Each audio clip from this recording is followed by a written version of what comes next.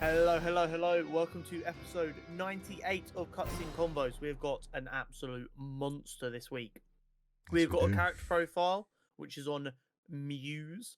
We've also got episode 6 of the Percy Jackson TV show to discuss. We will be finishing off our review of Echo with episodes 4 and 5. We'll be talking about the Emmys. We'll be discussing some other nerdy news. And then we'll be wrapping things up with our content championship, which is Harry Potter and the Prisoner of Azkaban versus Return of the Jedi. But Hazri. before all that good stuff, Hori, how was your week? What do you mean, Hazri? Hazri. My week's been pretty good. I have had a very productive week of getting back onto content. Your I think content last week build at the minute. I'd just started, and then I'm back on, like, full back into the swing of things, and kind of got the vibe going again with it all. Organized, planning content and whatnot, and getting kind of now at a point where I'm starting to get a bit ahead on having videos organized and posts planned, which is good stuff, and kind of frees me up to start maybe thinking about getting my YouTube going again, which is the next plan. But yeah, other than that, getting out doing some photography, gaming, had some good gaming nights with the boys, and we did. Yeah, just a very productive week for me. How's your week been? My week's been good. It's been a bit of a at work. I do a lot of ad hoc stuff. Just because of the nature of my role, there's always a guy who does the ad hoc stuff. That ends up being me, just because of the nature of my role. Mhm. And this week there has been far less of that, as well as not like a planned project going on, which means I go down to like my base level of work, which is Okay. quite therapeutic. Especially after like the crazy 6 weeks that is December and the first 2 weeks of January. Just that slotting in right now is a really good like mental reset. And I often find, because like I said, it's quite therapeutic, I'm sitting there, I'm repairing things, but it's all stuff I know how to do. So like I'm not thinking to it. It allows my mind to kind of wander and come up with outrageous fun ideas that may or may not ever happen, but I'm allowed to have the ideas, which is always nice.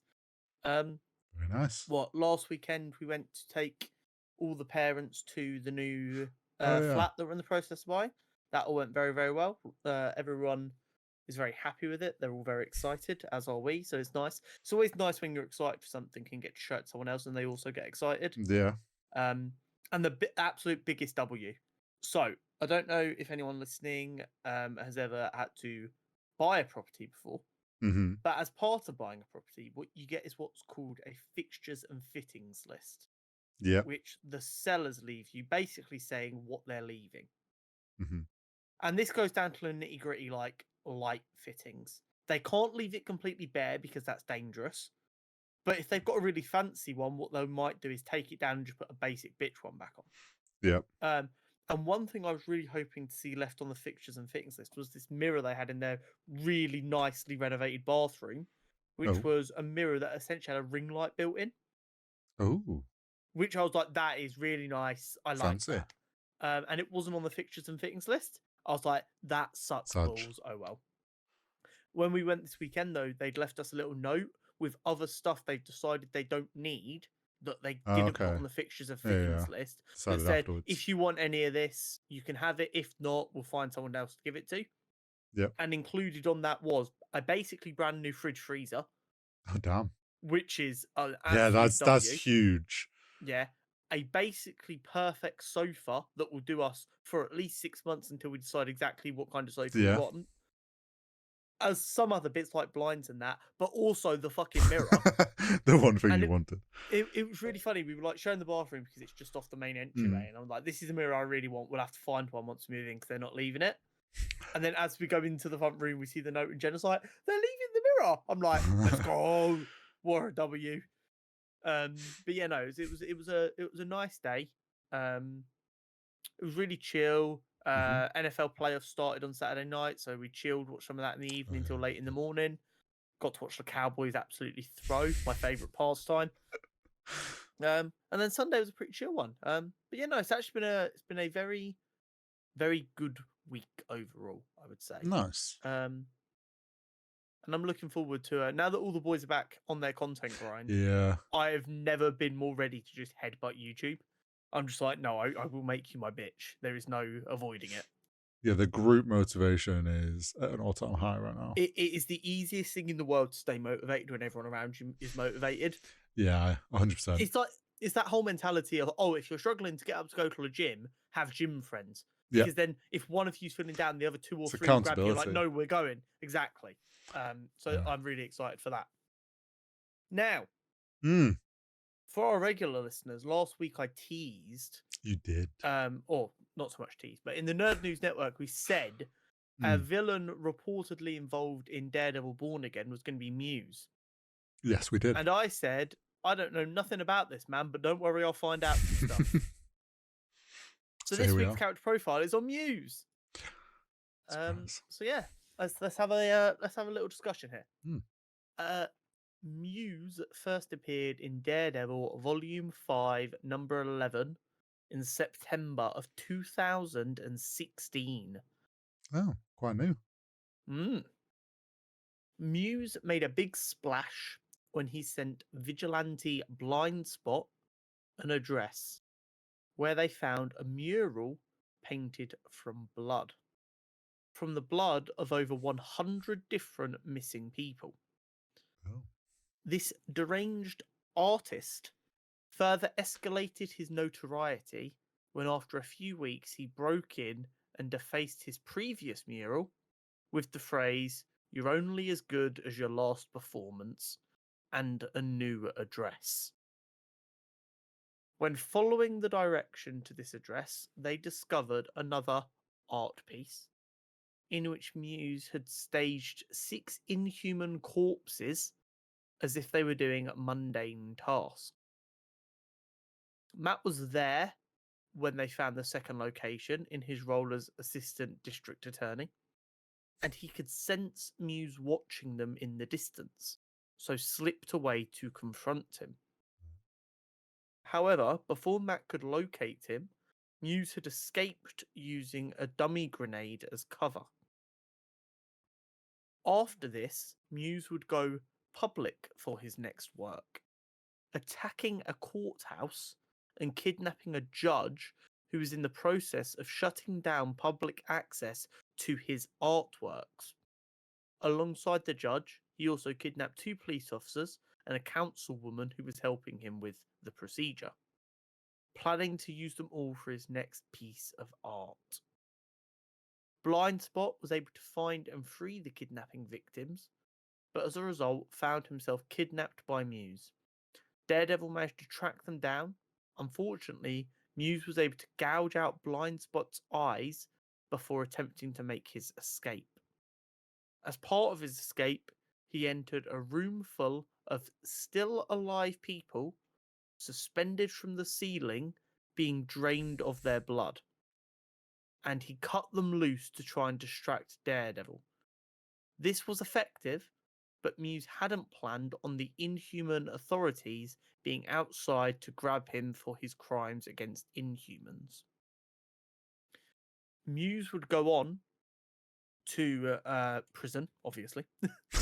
But then, when Wilson Fisk became mayor of New York and started his anti-vigilante campaign, Muse broke out of prison and started painting pro-vigilante propaganda.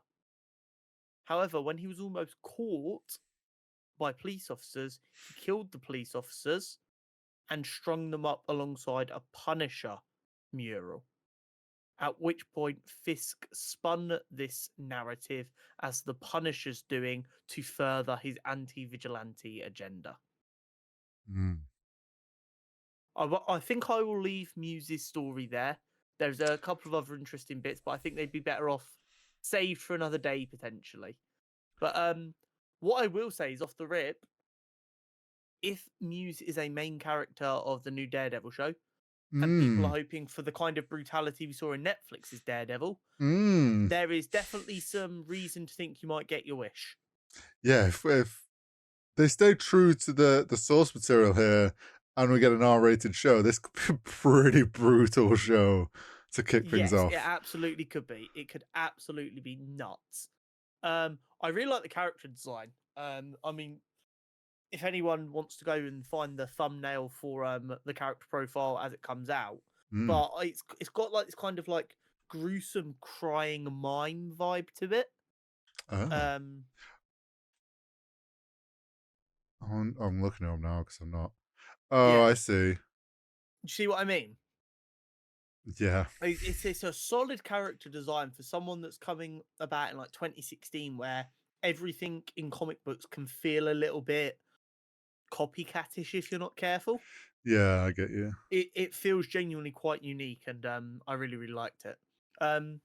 Blind Spot was obviously a big part of that story, so maybe I'll do a character profile on Blind Spot in the coming weeks. But yeah, that is Muse. Could be a very exciting show then. Yes. Talking of exciting shows. Yes. Our favourite show of the week. Episode 6. This show is so good. We've actually feasted this week. Getting to watch the second half of Echo and Percy Jackson. This might be one of the better weeks of just like episodes of shows we've had. I don't know, Ahsoka was pretty good. Yeah, but we didn't get to watch like 3 episodes of Ahsoka at any point. True. Like mass as well as quality. Yeah, I get you. But anyway, so Percy Jackson episode 6. We obviously left Percy and the gang last week after dealing with Ares. We did. Getting in the back of a van on their way to Vegas, where they would be told they'd be there by morning. And they would find Hermes so that he could sneak them in the back door of hell. Yes. And that's where we joined them, still in the back of the van, trying to work out how far away they were from Vegas. Yeah. What I found really cool, and I don't know if I've kind of misunderstood it because of the way it's put forward or what. So it seemed like she was using a crystal to reflect the light to create a rainbow so that they could pray to the goddess of rainbow so they could use it to communicate. And I don't know if that was Annabeth being like really smart or if that's like a known thing that they do. I have a feeling it's like maybe a known way of being able to communicate. But like proper Boy Scouts sort of communication. It's like, if you're ever in a pinch, this is a good idea. Yeah, you can make an offering and like you get like a one call sort of situation. It did crack me up though that she's going, "Oh, I'm getting a signal," and what she means is, "I'm creating a rainbow." It's really funny to me. Yeah, she's like, "I'm getting the right angle," is what she really means. I thought it was a really clever way though of doing it, and yeah, I like the visuals of it. Yeah, the visuals was cool. The little convo they had with I'm forgetting his name now. Sam? Luke. Obviously wanting to warn the camp of what was coming, but actually not realizing that the camp already knows there's war coming and they're very much getting prepared for it. It's also really interesting, bearing in mind, like, the gods don't come across the best throughout the show, I feel. No. And so, like, the idea that, like, war's breaking out and just all of a sudden all these kids that have basically been abandoned by their godparents are, like, picking sides in this war. Yeah. Like, we saw the camp. They are young. Yeah, and it's like what do you mean? You should be hiding. they clearly, you know where it's going. It's like someone going, "Oh, it's not. We're not. This is like an the our worst fight." version of my dad can kick your dad's ass. It probably is. 100% is. It's like, oh well, my dad can't be in the wrong, so clearly this is the right side to be on. And other people are going, "What do you mean?" So yeah, it's just kids picking sides based on their parents, which is like just a recipe for disaster. Yeah, big time. And Percy was hoping to obviously use Luke for a bit of information on his father, which Annabeth was very quick to shut down when she realized what Percy was about to say.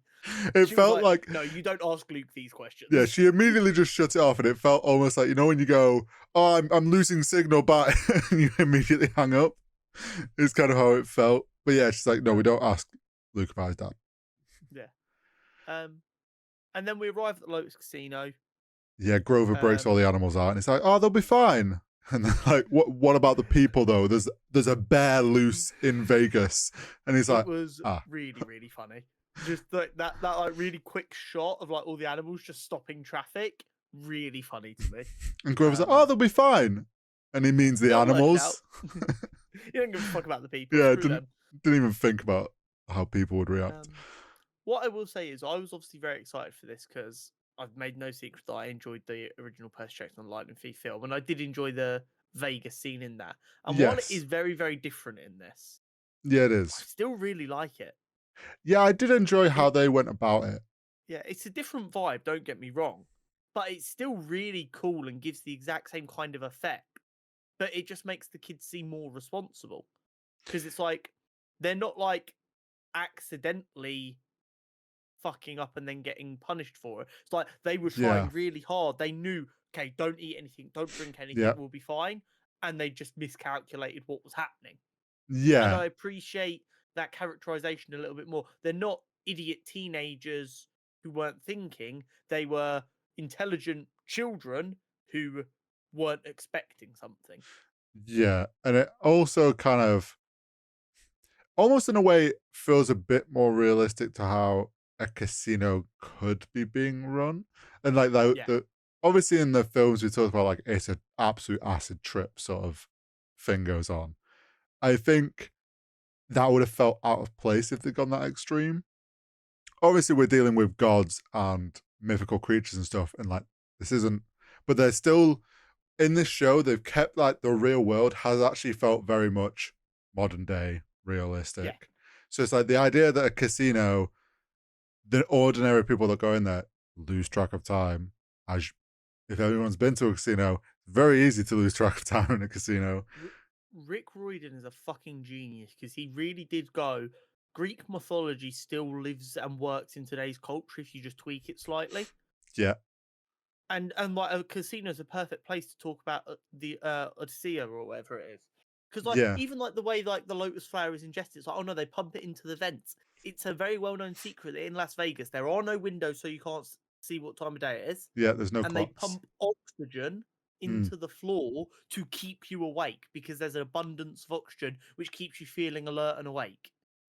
Yeah, it's wild how like it correlates so well.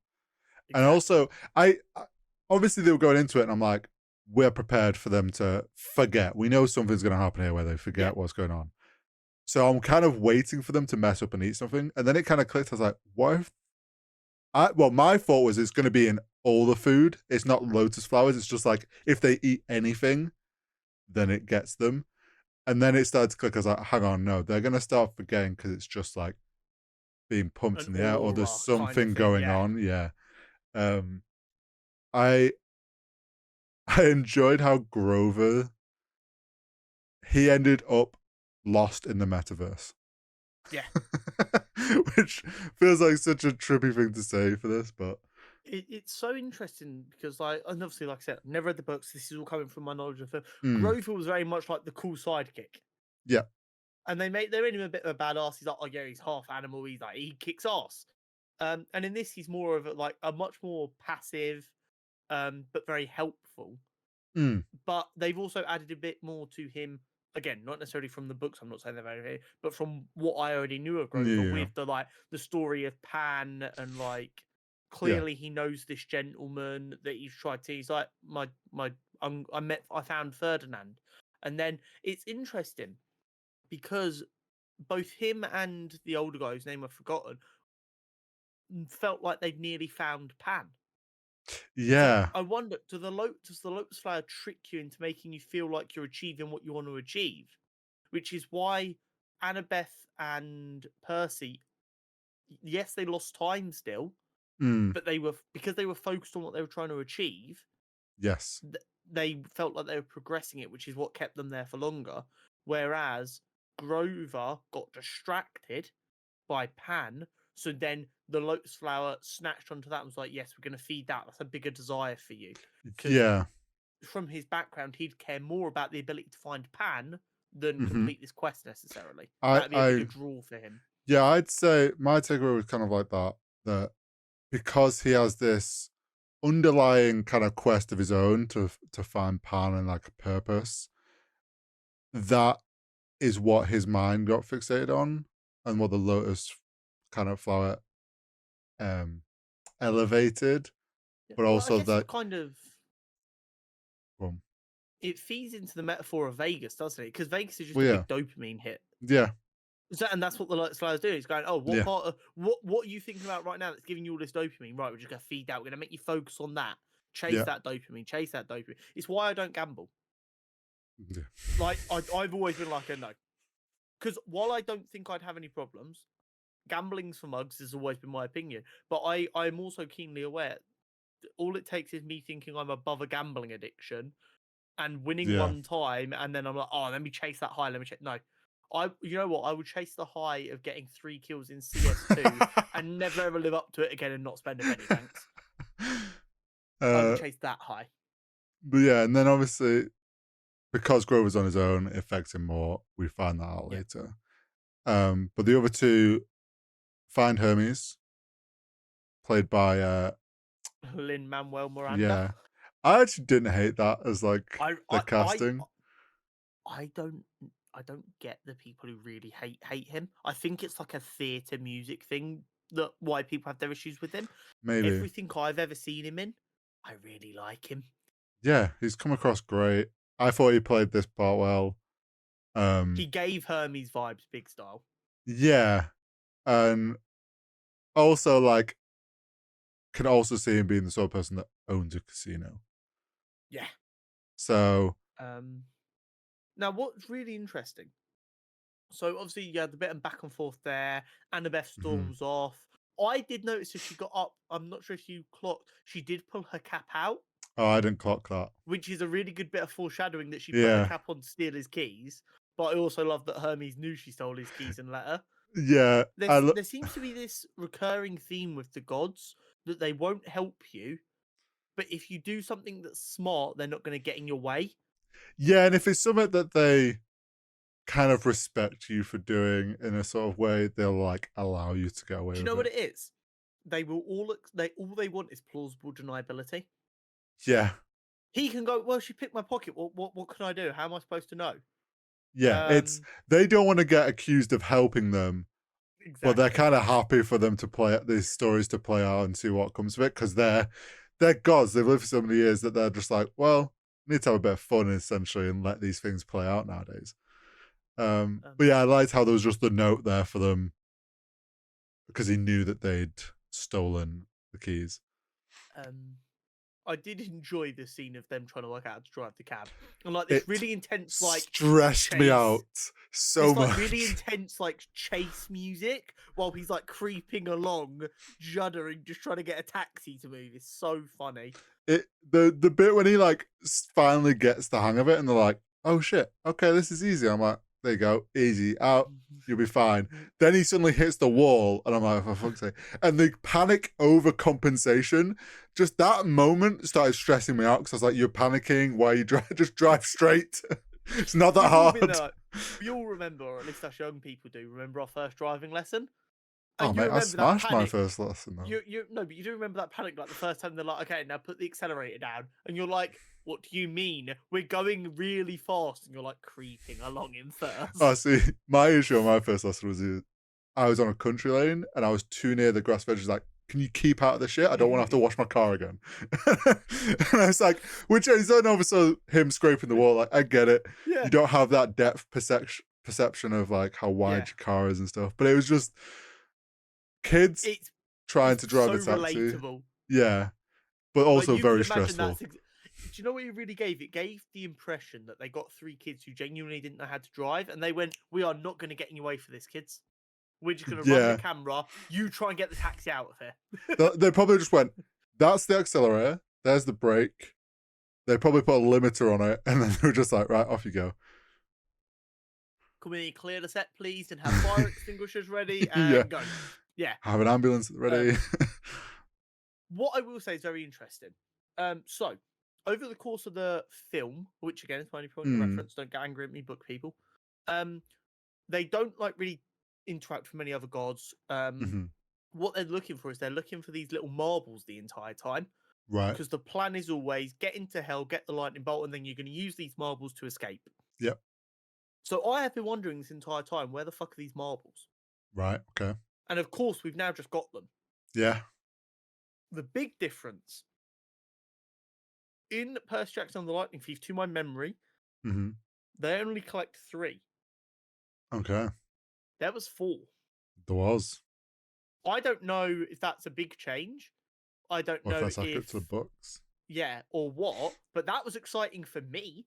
I was like, oh, the marbles weren't a completely made up bullshit thing. They've just changed fundamentally what the point of the quest was. Yeah. I thought it was that transition when they pull out their garage and you think they're about to get hit, and then they're on the beach.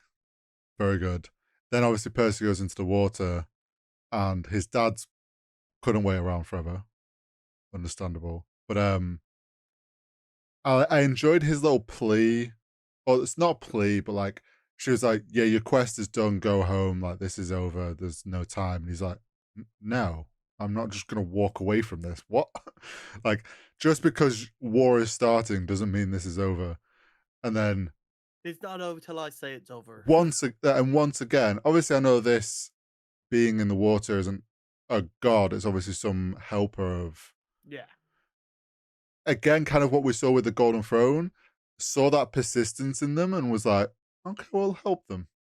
We like these they're proving that they're different and trying to do this their way. So then was willing to help them. As soon as it was 4 marbles were handed, I was like, one of them is for the mum. Yeah. It's really interesting because this is always the thing that's like, why would these kids be in this situation? Like, that's never going to happen. It's like, well, no, that's the whole point. That's why they are the chosen one. Yes, Percy is like, yeah, we've already heard that like the big 3's kids are more powerful, which is fine. Yeah. But he's not inherently more special than the other demigods. It's just he's never known about any of this. He got thrust into it. His only real goal is, no, I'm going to go save my mum. Yeah. So they've been like, no, go home. And he's like, I wasn't doing this fucking quest for you gods. I just want my mother back. I'm not turning around now. Help me or don't. I'm not going back to Camp Half-Blood. Yeah, it's that. If it was any other kid, they probably would have done because they would have been around for a while. And this is just like, they're all that. Like the adults have told him to go do this quest. Now the adults are saying go home.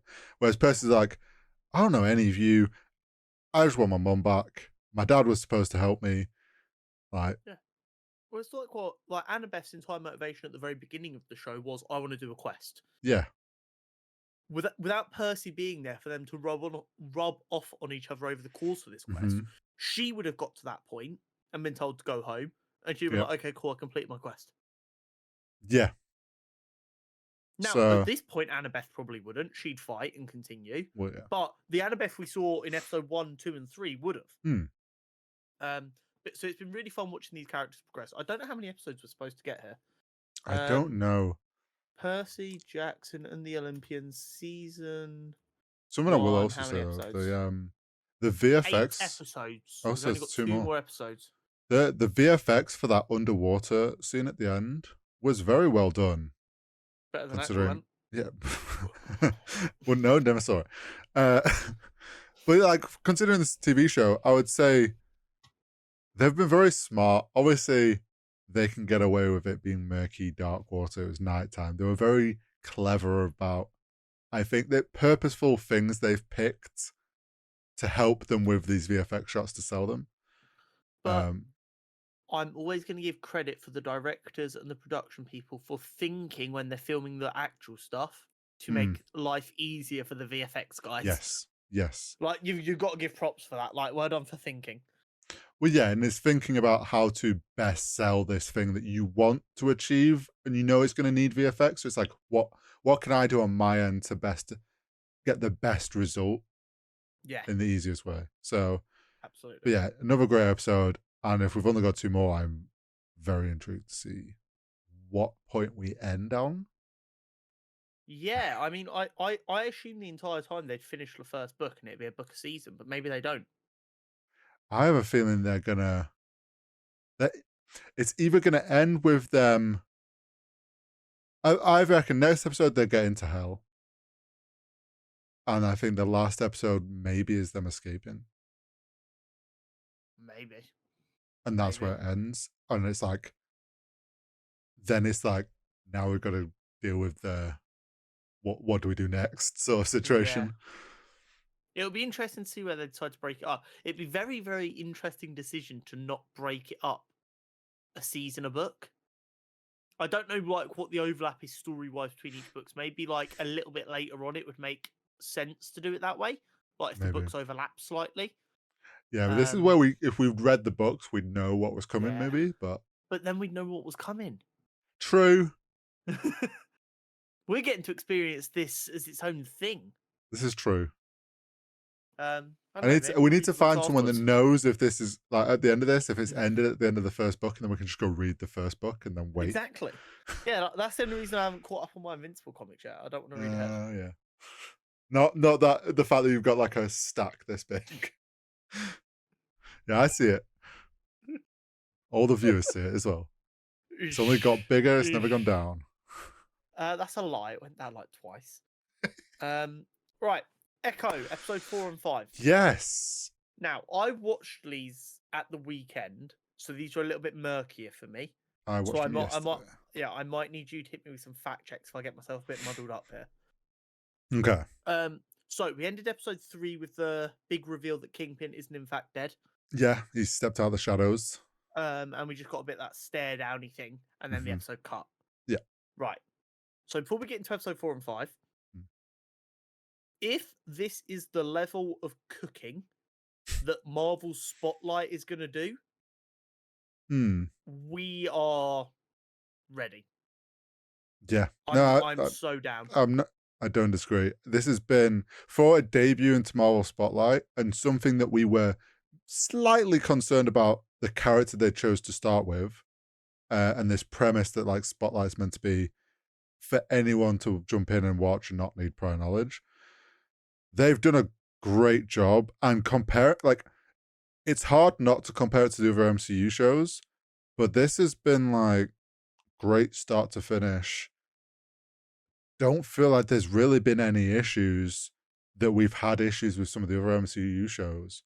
So it's like, if this is the quality for Spotlight, and if they can keep low-key quality for the main shows, and moving forward, we get this, we might be in a good era of we might have turned the corner of what we heard the problem was with Disney Plus, which was people weren't having to do any kind of prep work. They were just given money to do whatever the fuck they wanted, and they were kind of bringing in this, no, you have to make a pilot, you have to sell us the show, make sure we know what's happening. And if that is now like Loki's a result of that and Echo's a result of that, it just goes to show that quality control is important. Yeah, and having the right people in the right places as well. Like I said, the only issue I've had with Echo at any point in their first 3 episodes was, of course, episode 1, where it's a little bit jumpy and weird at the start. I think if they need to do that again, they need to find a way to smooth that out a little bit more. But other than that, wow. Just wow. Yeah. Oh, yeah. It's been great. And I like that because they're telling lower stakes stories, it didn't need a big battle at the end. It didn't need someone to be defeated at the end. It was just, this is the end of the story. Yeah, because that's how comic book works. Yeah. I mean, last week when we talked about the first 3 episodes, I spoke about how I was unsure if it's going to feel like it ended on there should have been more. Like, I was worried maybe it's going to be too short, because I'm in that mindset of the MCU shows where we're like expecting some big ending, like big fight, big like conclusion. Whereas this, there was a conclusion, like a solid conclusion, but it was no more than it really needed to be because of the character that it was. And actually, I think they did a great job of 5 episodes was perfect. They hit everything they needed to do, and the character reached a point that I think was a good conclusion and made a good introduction for this character. Yes, absolutely. So, over the last 2 episodes, the kind of story had progressed to a point where Maya was trying to take over control of Kingpin's operations. Yeah, she wanted to be Queenpin. Yeah.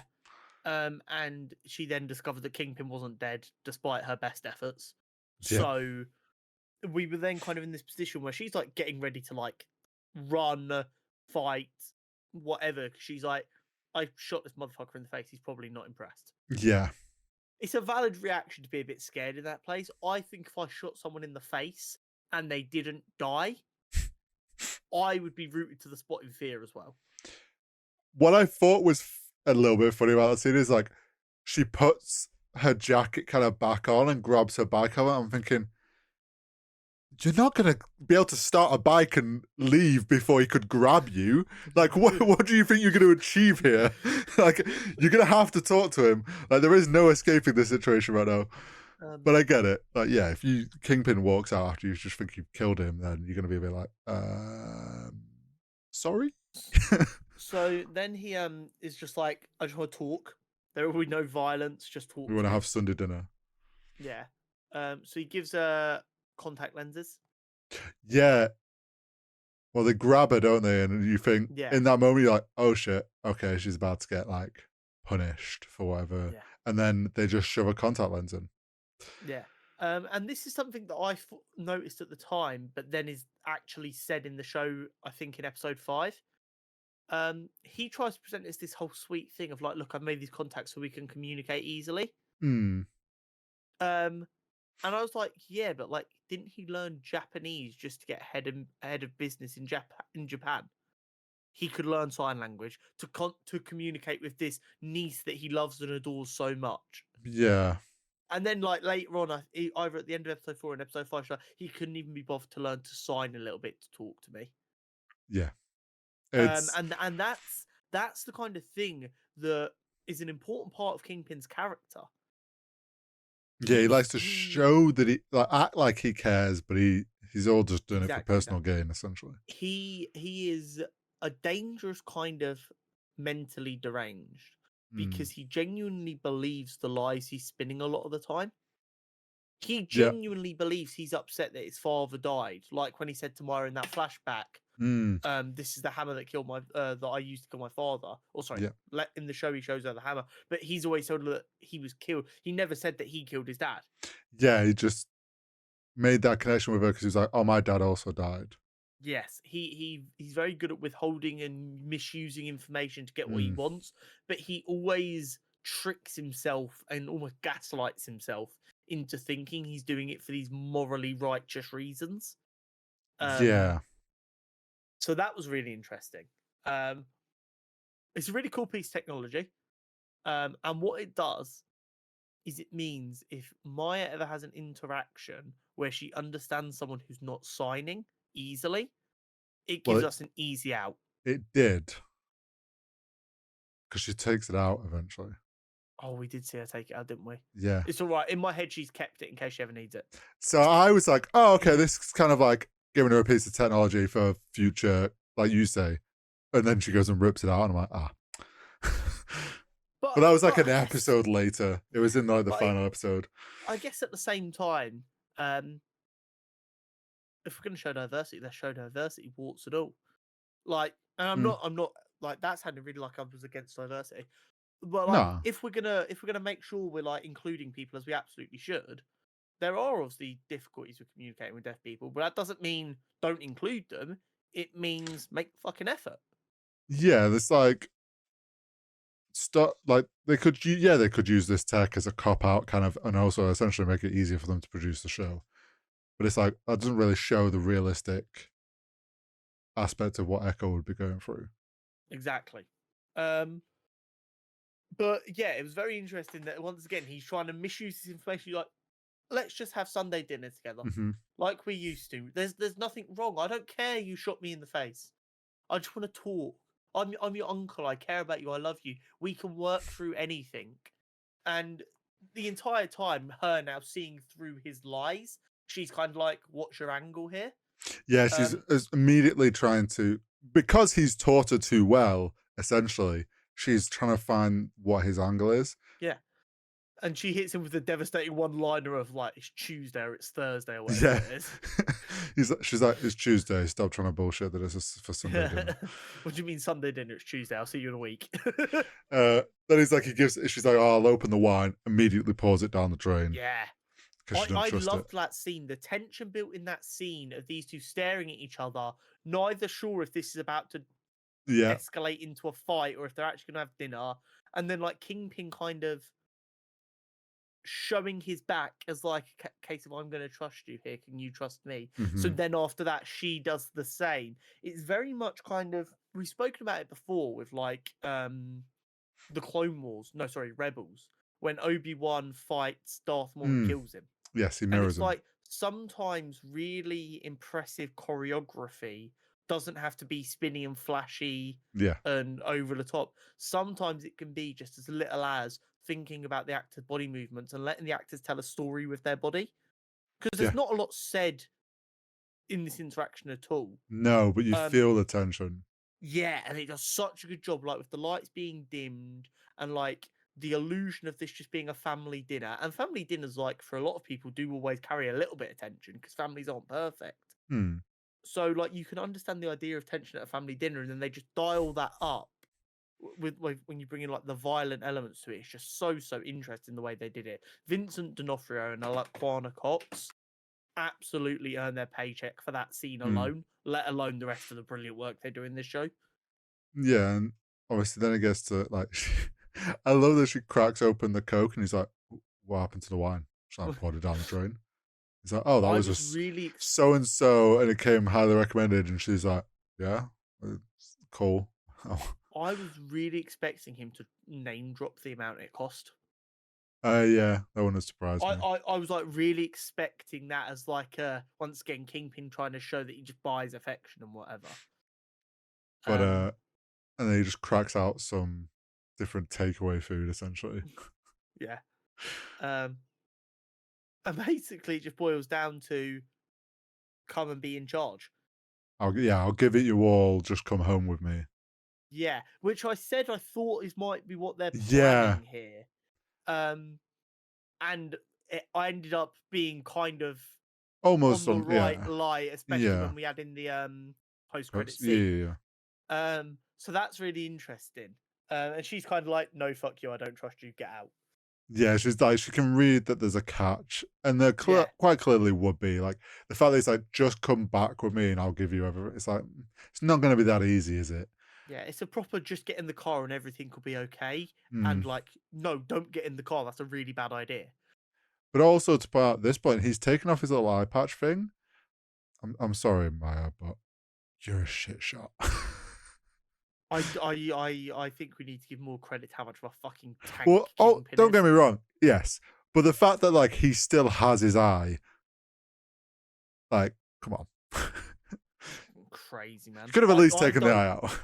If I was like a very highly trained killer and I shot someone in the face at point blank range, and then like, what is it, 5 months later, the motherfucker shows up with only that kind of a scar to have dinner with me, I'm not even sure I'd have the balls to pour the wine away.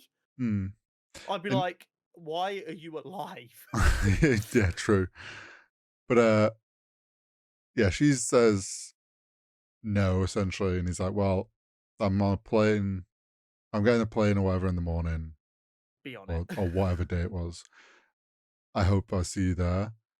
Which again is like him making out like he doesn't care that if she doesn't get on it, okay, cool. Clearly he did, which we see later, but it's like, it's all just him trying to make out like it's not a big deal because he wants her to go back so he can control her. Yeah, exactly. It's exactly that. And it's this Vincent D'Onofrio is so good. I'm so glad they didn't lose him because it's really difficult to capture Kingpin. And don't get me wrong, it's definitely a different take to Kingpin that I necessarily would have instantly thought of. But it's so well done with so many layers put there. You can tell that Vincent D'Onofrio has really made sure he studied up and understands this character, and especially his version of this character. But it's like the little quote from Maya of like, violence has always been our language and stuff like that. And like that being then cut in with the flashback of them having one of their dinners and the sign interpreter being taken away to be executed. Like violence has literally always been their language. The person that allowed them to communicate was just murdered. It's just, I could speak for hours about the quality of writing, acting, direction, and like thematics in these 2 episodes. it might be two of the best episodes. No, for Disney Plus, it probably is the two best episodes they've put out for them regards. What I did also really enjoy is, alongside obviously our big excitement because Kingpin's back and all the kind of like idea of Spotlight being this street level stuff is starting to take a bit of shape, and we're like, yes, this is good. Seeing the culmination of the ancestral storyline that was going on, was a lot of fun. So what I think you obviously brought it up last week when we were talking about it, and obviously we talked about it in Echo's character profile, that she goes on a spirit quest and that's kind of it. Yeah. And they were clearly blending that into less of like an intentional spirit quest that she's gone on, but her coming home has kind of triggered this ancestral thing inside of her that is coming to light. And it being like ramping up throughout the episode, and now obviously episode 4 and 5 were like, we got to see a lot more of that, her actually coming, facing it and finding out what's going on, and going to talk to her grandmother and learning a bit more about what happened there and how she's connected. And kind of essentially by the 5th episode, she's come to terms with her family and where she's come from, and kind of reaccepting that she has a place and a connection here after she kind of cut herself off because she thought they'd cut her off. This kind of full circle moment. Yeah, it's exactly that. It's a full circle moment. I loved the way they're trying to do it, because it is very much like you said when we discussed in the character profile about her going on kind of like a spirit quest. You kind of like, oh, okay, cool. They probably won't adapt that, because a lot of the time that's just meditating and thinking, but instead they've put like this kind of different twist on it. And the beauty is it's kind of given her obviously some enhanced abilities that we see, but at the same time, it's gone back to kind of like the old school idea of like a hero with powers that doesn't fully understand their powers. Like, yeah, she gets it comes from her ancestry, and like her lineage goes all the way back to like the first Chikawa people. But she doesn't understand why it's happening. Don't understand any more than that. Yeah. And then she starts to remember like her mum healing the bird and realizing, hang on, there's obviously some way to control this. Like there's a way to call on it when it's needed, so to speak. Yeah. And it's like the idea her mum was a healer, but she's a warrior. So it's like it's slightly different. It's just this. I challenge anyone to watch the back half of Echo, especially because that's when it's really ramped up and got going, and not think that superhero content can absolutely be high media and high art, because the way they put this stuff together is just stunning. But basically, what it boils down to is Kingpin, in a last-ditch effort to get Maya to comply, kidnaps her grandmother and her cousin. Yeah. And then plans to blow up the festival. Which is proper Kingpin shit to do. It's like, okay, cool. I tried to be nice. Now I'm going to destroy everything you love. And just like, like the saying is what, kill them with kindness or whatever. And it's like, he views that as step 1. And when that doesn't work, step 2 is, okay, just kill them. Now I'm a like boss evil. Because that moment when he like, the grandma gets bumped into just picking up the letters in the post office, and then Kingpin steps in to help and he's chatting. I'm like, no, this is gonna go bad. He's being evil. But, this is a recurring theme that they used a lot in the Netflix shows, and I mean, maybe we need to do a retroactive on the Netflix shows now that they're 100% canon. Maybe. But all of the villains across all of that are very 3-dimensional, and if the viewer can just imagine rewatching the Netflix shows right now, what happens is you introduce your hero, you're introduced to the villain. You know they're the villain because they're doing bad things. Then you normally get an episode that's more centered around the villain, which makes them a sympathetic character. You see Kilgrave being experimented on and abused by his parents. You see Kingpin being bullied by his friends and his dad abusing him and his mother. And then they do their first evil act, but they do it out of self-defense. Kilgrave kills his parents to stop them hurting him. Kingpin kills his dad to stop him from beating his mother. And you find them a sympathetic character because then you're like, oh, I could be them. I could have been put in a situation where I have this horrible life. I snap one day for a valid reason, and that just puts them on the wrong path that I can't correct. I should feel a bit sorry for them. Yeah. And then you always get that grounding moment in the last or second to last episode of the series where they do something so abhorrent. You're like, okay, no, I couldn't be them because they are just evil. Yeah. Yes, they had a shit upbringing, but they had plenty of chances to correct along the way. They are now choosing to be outright evil. Yeah. And it's such a beautiful arc and a formula that Netflix used beautifully. They did, yeah. And once again, like we see like a microcosm of it here, because they don't need to rehash the same idea, but we see Kingpin employing the same things. Like, oh no, I'm sympathetic, feel sorry for me. Like, kind of like stereotypical online nice guy behavior. It's like, oh, no one ever loves me, everyone hates me, I just want to be loved. And then when no one gives in to his feel sorry for me act, it's like, right, I'm going to kill your grandmother and your cousin if you don't come back to New York with me. Yeah, and I think, like you said, because we've seen Kingpin from Netflix, and we know, like, the people that have watched that have this understanding, so they didn't need to fully go into it again with him. But like for us, we saw like him mention his dad again, like he's doing the same shit again. We know this routine, and then it's like they do it, they play it, and we see him with the grandma. And we're like, well, we know where this is going. He is like, we know his true colors, and we're waiting for like the people on the screen to realize. Yeah, absolutely, it is absolutely. But that final episode as well, something that I think they did an amazing job on was culturally showing the Native American side of things. And I think, obviously, my understanding of that culture is very limited. We didn't really learn it in school over here in the UK. No, Native American history is not something that's even really spoken about so, over here. Obviously, to that extent, I don't know if it's 100% faithful to everything, but from the perspective we have, I think it came across like they did a very good job and respectful. So what I will say, and I might be slightly wrong here, but based on my knowledge, Marvel approached the Chikawa Nation. Well, yeah, there's a thing at the end. They worked incredibly closely with them to ensure accuracy, fair representation, and stuff like that. So it wasn't just is it okay if we use your name for nation? And they went, yeah. Like apparently they like worked really, really closely with them. Yeah, I saw the thing at the hopefully that means it's very accurate. Saw the thing that said thanks to them for working with us on this.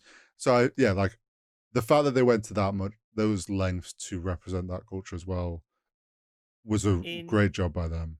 Yeah, in a world when it is so easy to not bother, and no one would have really said anything, if we're being honest, it's nice that they bothered. Yes, and we shouldn't be in a world where we're giving credit for someone being bothered to make sure they're representing people faithfully. But such is the beast at the minute. At least they bothered. So that's a step in the right direction. Post-credit scene. Yes. So we get a kind of mini big fight. Maya shows off her powers. The kind of posing and like the going through the generations looked fucking awesome. It was I love pretty that. Cool, yeah. She then like gives power to her grandmother and her cousin who kick ass, which was awesome. Yeah. And then they create a diversion. Kingpin escapes because that's what Kingpin does. Well, yeah, she gives Kingpin this weird vision. Yeah. She like tries to heal his trauma, which is fucking brilliant. Well, yeah, she makes him face the trauma and try and like face it. And I think her doing that is then what makes him, hang on a second, I don't want to fuck with this. This is some weird shit. And runs away. Yeah.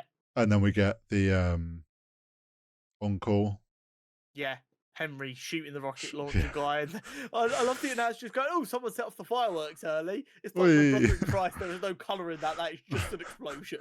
Yeah. And there's now shrapnel raining on us. Yeah. Yeah. That was one bit. Obviously, I don't know too much, but like RPGs are designed to like spread that metal evenly and dangerously. Someone must have got hurt. It depends on like what angle it went. If it went more over towards trees and maybe, but yeah, there's a bit of a weird. There's going to be some raining hot metal that's very sharp. That's probably best case scenario scratched up some cars. Absolute best case scenario. Yeah. But yeah, so then we move on to the post-credit scene, which was Kingpin on a plane. Yep. Obviously heading back to New York.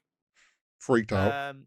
Yeah, and he stops what he's doing to listen to the news. Mm-hmm. And they're like, there is no front runner in the mayoral campaign yet. It's anybody's race, even really late. They just want someone who's going to come out and they want Be a a fighter. Yeah. Yeah, they want someone who should go tell them what they're going to do and do it. They don't want any of this dancing around the issue. And that kind of perfectly sets up how Kingpin becomes mayor. Because everyone's like, well, he's gone to prison. Everyone knows he's a criminal if the Netflix stuff is canon. Yeah. But that doesn't matter. Can we just pause?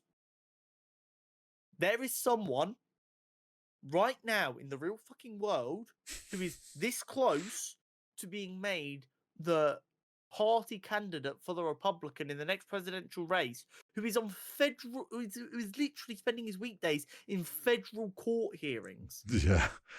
Yeah. Like, it's can people we stop pretending American people wouldn't vote for a criminal? Yeah, and also like you've got to remember in the scenario is going to be Kingpin if he does, like, obviously setting him up to become mayor. We know from the comics like his whole thing is against vigilantes. He's very much going to spin the whole prison thing as because I was wrongly put there by a vigilante. A vigilante shot me. I've been like, you need someone who's going to fight your corner, especially if this is obviously going to be set post blip. We know in like Falcon and the Winter Soldier, post blip politically things are a mess since post blip. Yeah. And like, so this idea that Kingpin couldn't become mayor, like, of course he could. Like, corruption, like uncertainty, people will vote for someone who comes out and has a strong enough like presence and happens to fight the right things at the right moment. And also, like, he has a lot of money, he has a lot of power, and he's dangerous. He will use that to get political. He'll bribe to people and get. Yeah, he'll use that to strong arm someone into supporting him that buys a bit more public favor. Like, it's going to be very, very interesting to see how this goes. And with what we talked about earlier in the podcast with Who is Muse, knowing that Daredevil Born Again, potentially the main villain is going to be Muse, you can now see sort of how Daredevil, like Matt Murdock, can't stop Kingpin becoming mayor because he's too busy dealing with Muse.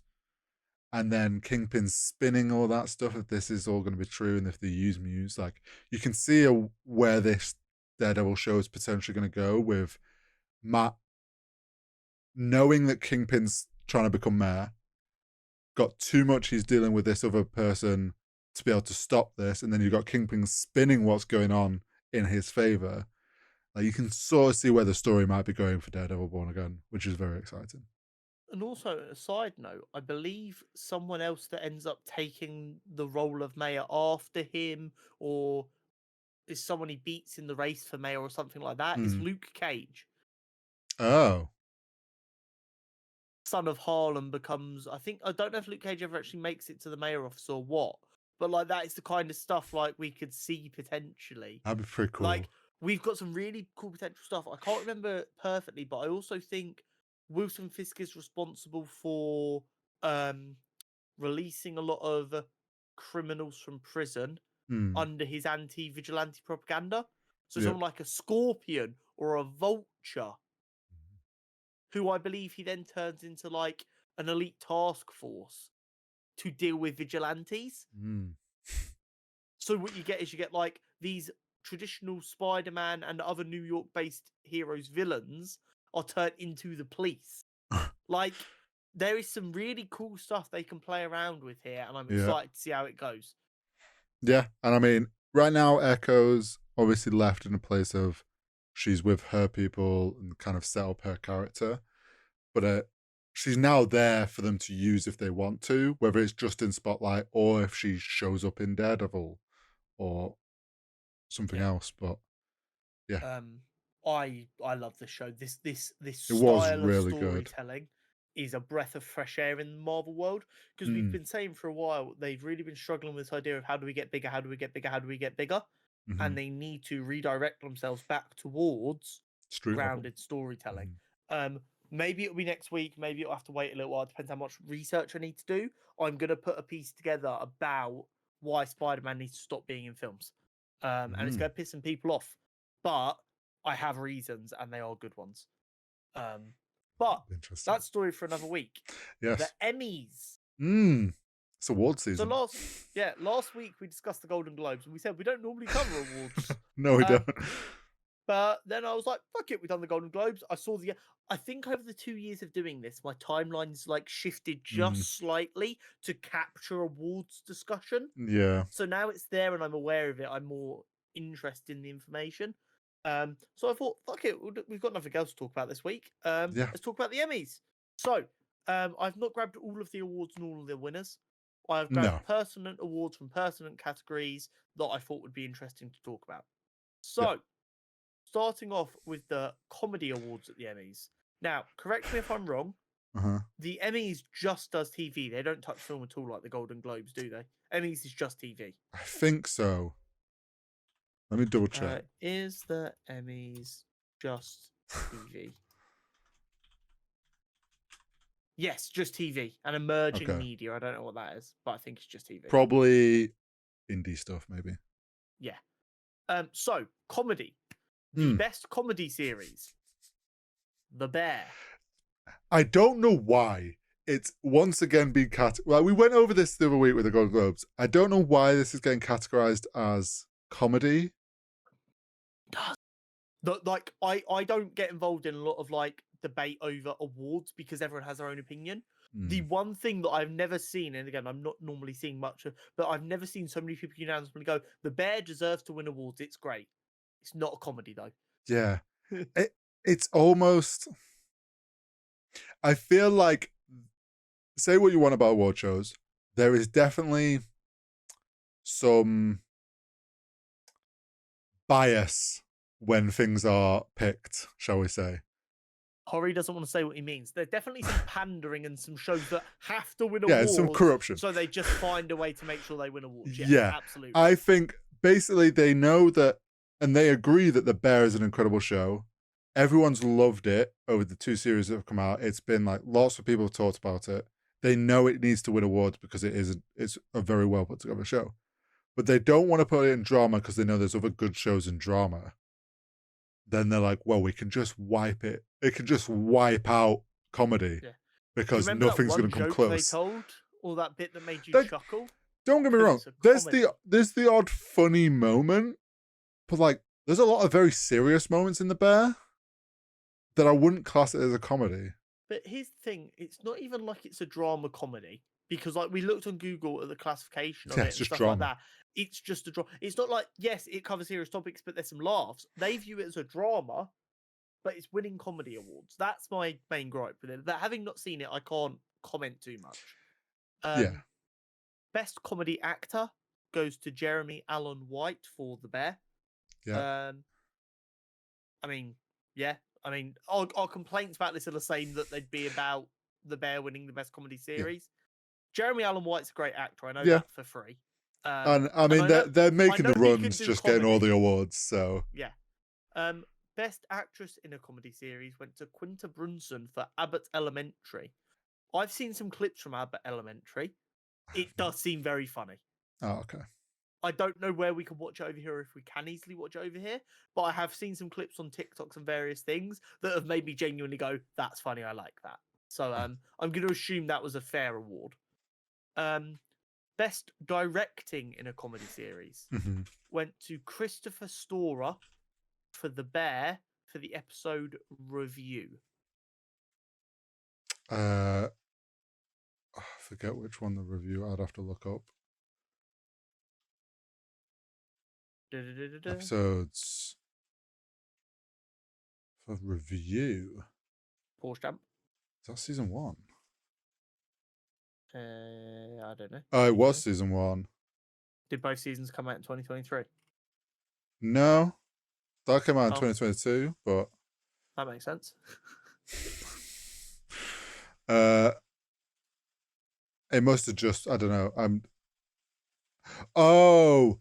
I know which episode this is. In season 1, it's like... Basically, they get Uber Eats system installed. Got ya. Don't do it properly. And then suddenly, like, tickets start pumping through and it just goes to chaos, just pure chaos. And that episode is very well put together to you feel overwhelmed as a viewer. Okay, what you've just described to me synopsis-wise does sound like a comedy show. Oh, we've put this new system in and it's causing chaos. Oh, how are we going to fix it? Yes, but it's not told in a funny way. It's told in a like, oh shit, like you fucked up. Let us know in the comments. Does Horry just have a broken sense of humor and he's taking the show too seriously? Maybe. Best writing in a comedy series also goes to Christopher Storer for The Bear for System.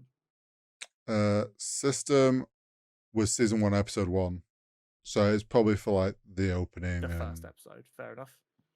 Setting the premise. The Drama Awards. Best Drama Series, Succession. Succession seems to be the reason The Bear is winning comedy awards. Yeah, I think so. Because it was the final season. We've not seen it, but it was the final season. I know it's got rave reviews and it's very, very popular with like critics, fans. I've not seen anyone have a real bad word to say about Succession. So I'm not necessarily surprised it's cleaning up at the awards for its final season, which sounds like, for once in American circles, got out at the right time. Best actor in a drama series, Kieran Culkin for Succession. I assume he plays one of the sons. Apparently, of Succession. What I saw, everyone said he very much deserved that win. So fair enough. I love the Culkin brothers. I wish nothing but good things upon them. They seem like nice guys who know how to act. Yep. Best actress in a drama series went to Sarah Snook for Succession.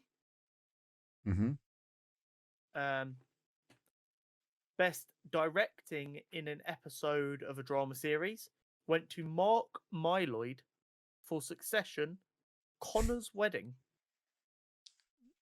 You had a wedding, Connor? Apparently. I mean, the name's spelled differently. I knew you were going to say that.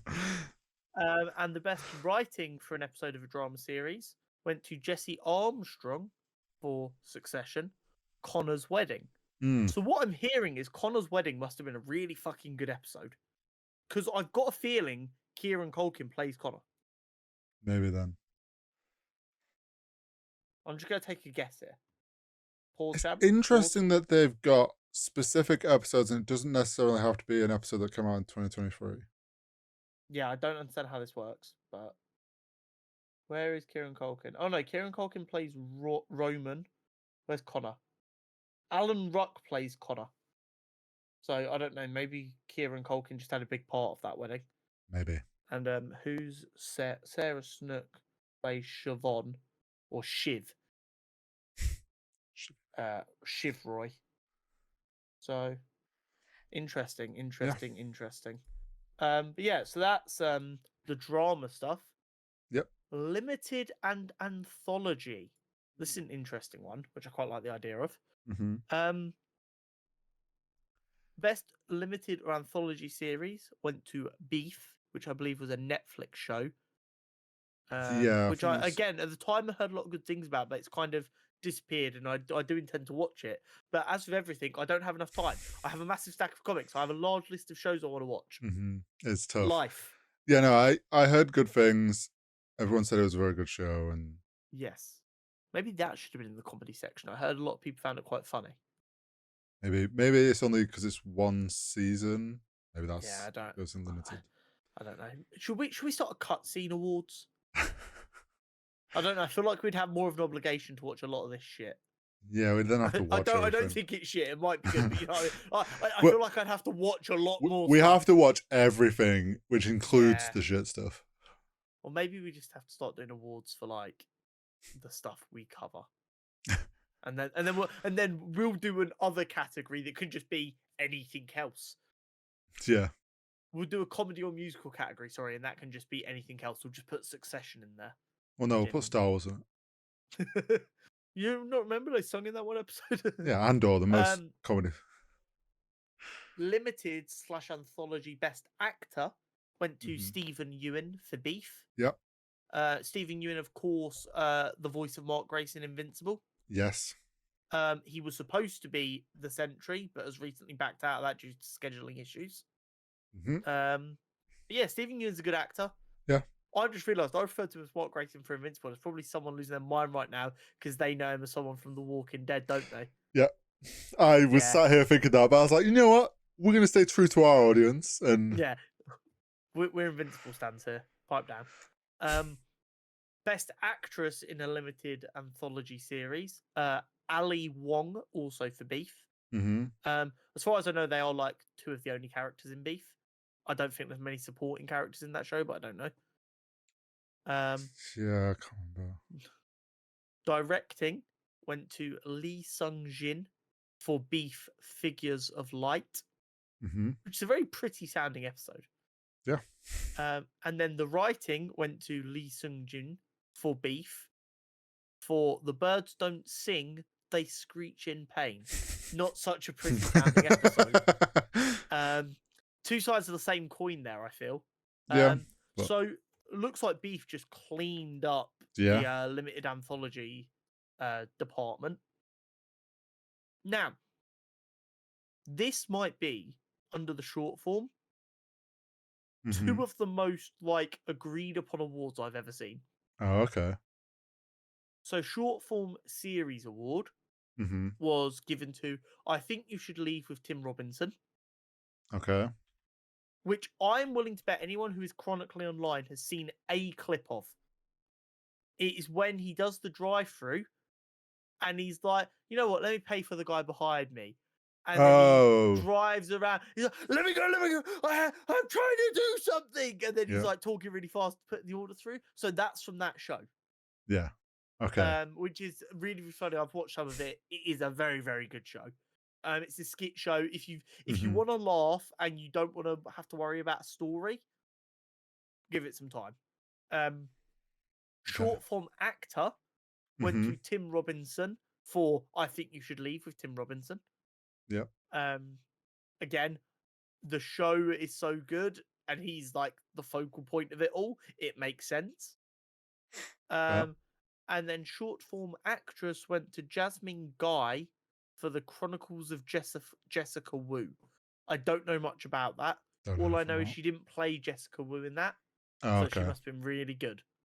Oh. I think overall there wasn't too much drama about the Emmys. No. But there was one bit of drama. And we're going to cause a second bit of drama. Okay. Better Call Saul had its last season. It did. Better Call Saul is done. Yep. And it has now become the most nominated show at the Emmys to never win an Emmy. Which is wild. 53 nominations, 0 wins. For a show that has, for the last million years, it feels like, been referred to as one of the best things on TV. Yeah, Breaking Bad, which is viewed as one of the greatest shows of all time, there are genuinely people who think Better Call Saul, which is a spin-off, is better than it. It's just wild. And I don't know if, I don't understand the reasoning as to how it's not won. I don't understand. Bearing in mind, it seems to have been this show that's been beloved from. It didn't need any cooking time. It hit the screens. Everyone was like, "This is awesome," and it's been at that level the entire time. And somehow it's not even one. Not even a writing or directing one. Yeah. Nothing. That's crazy. Yeah, it's wild.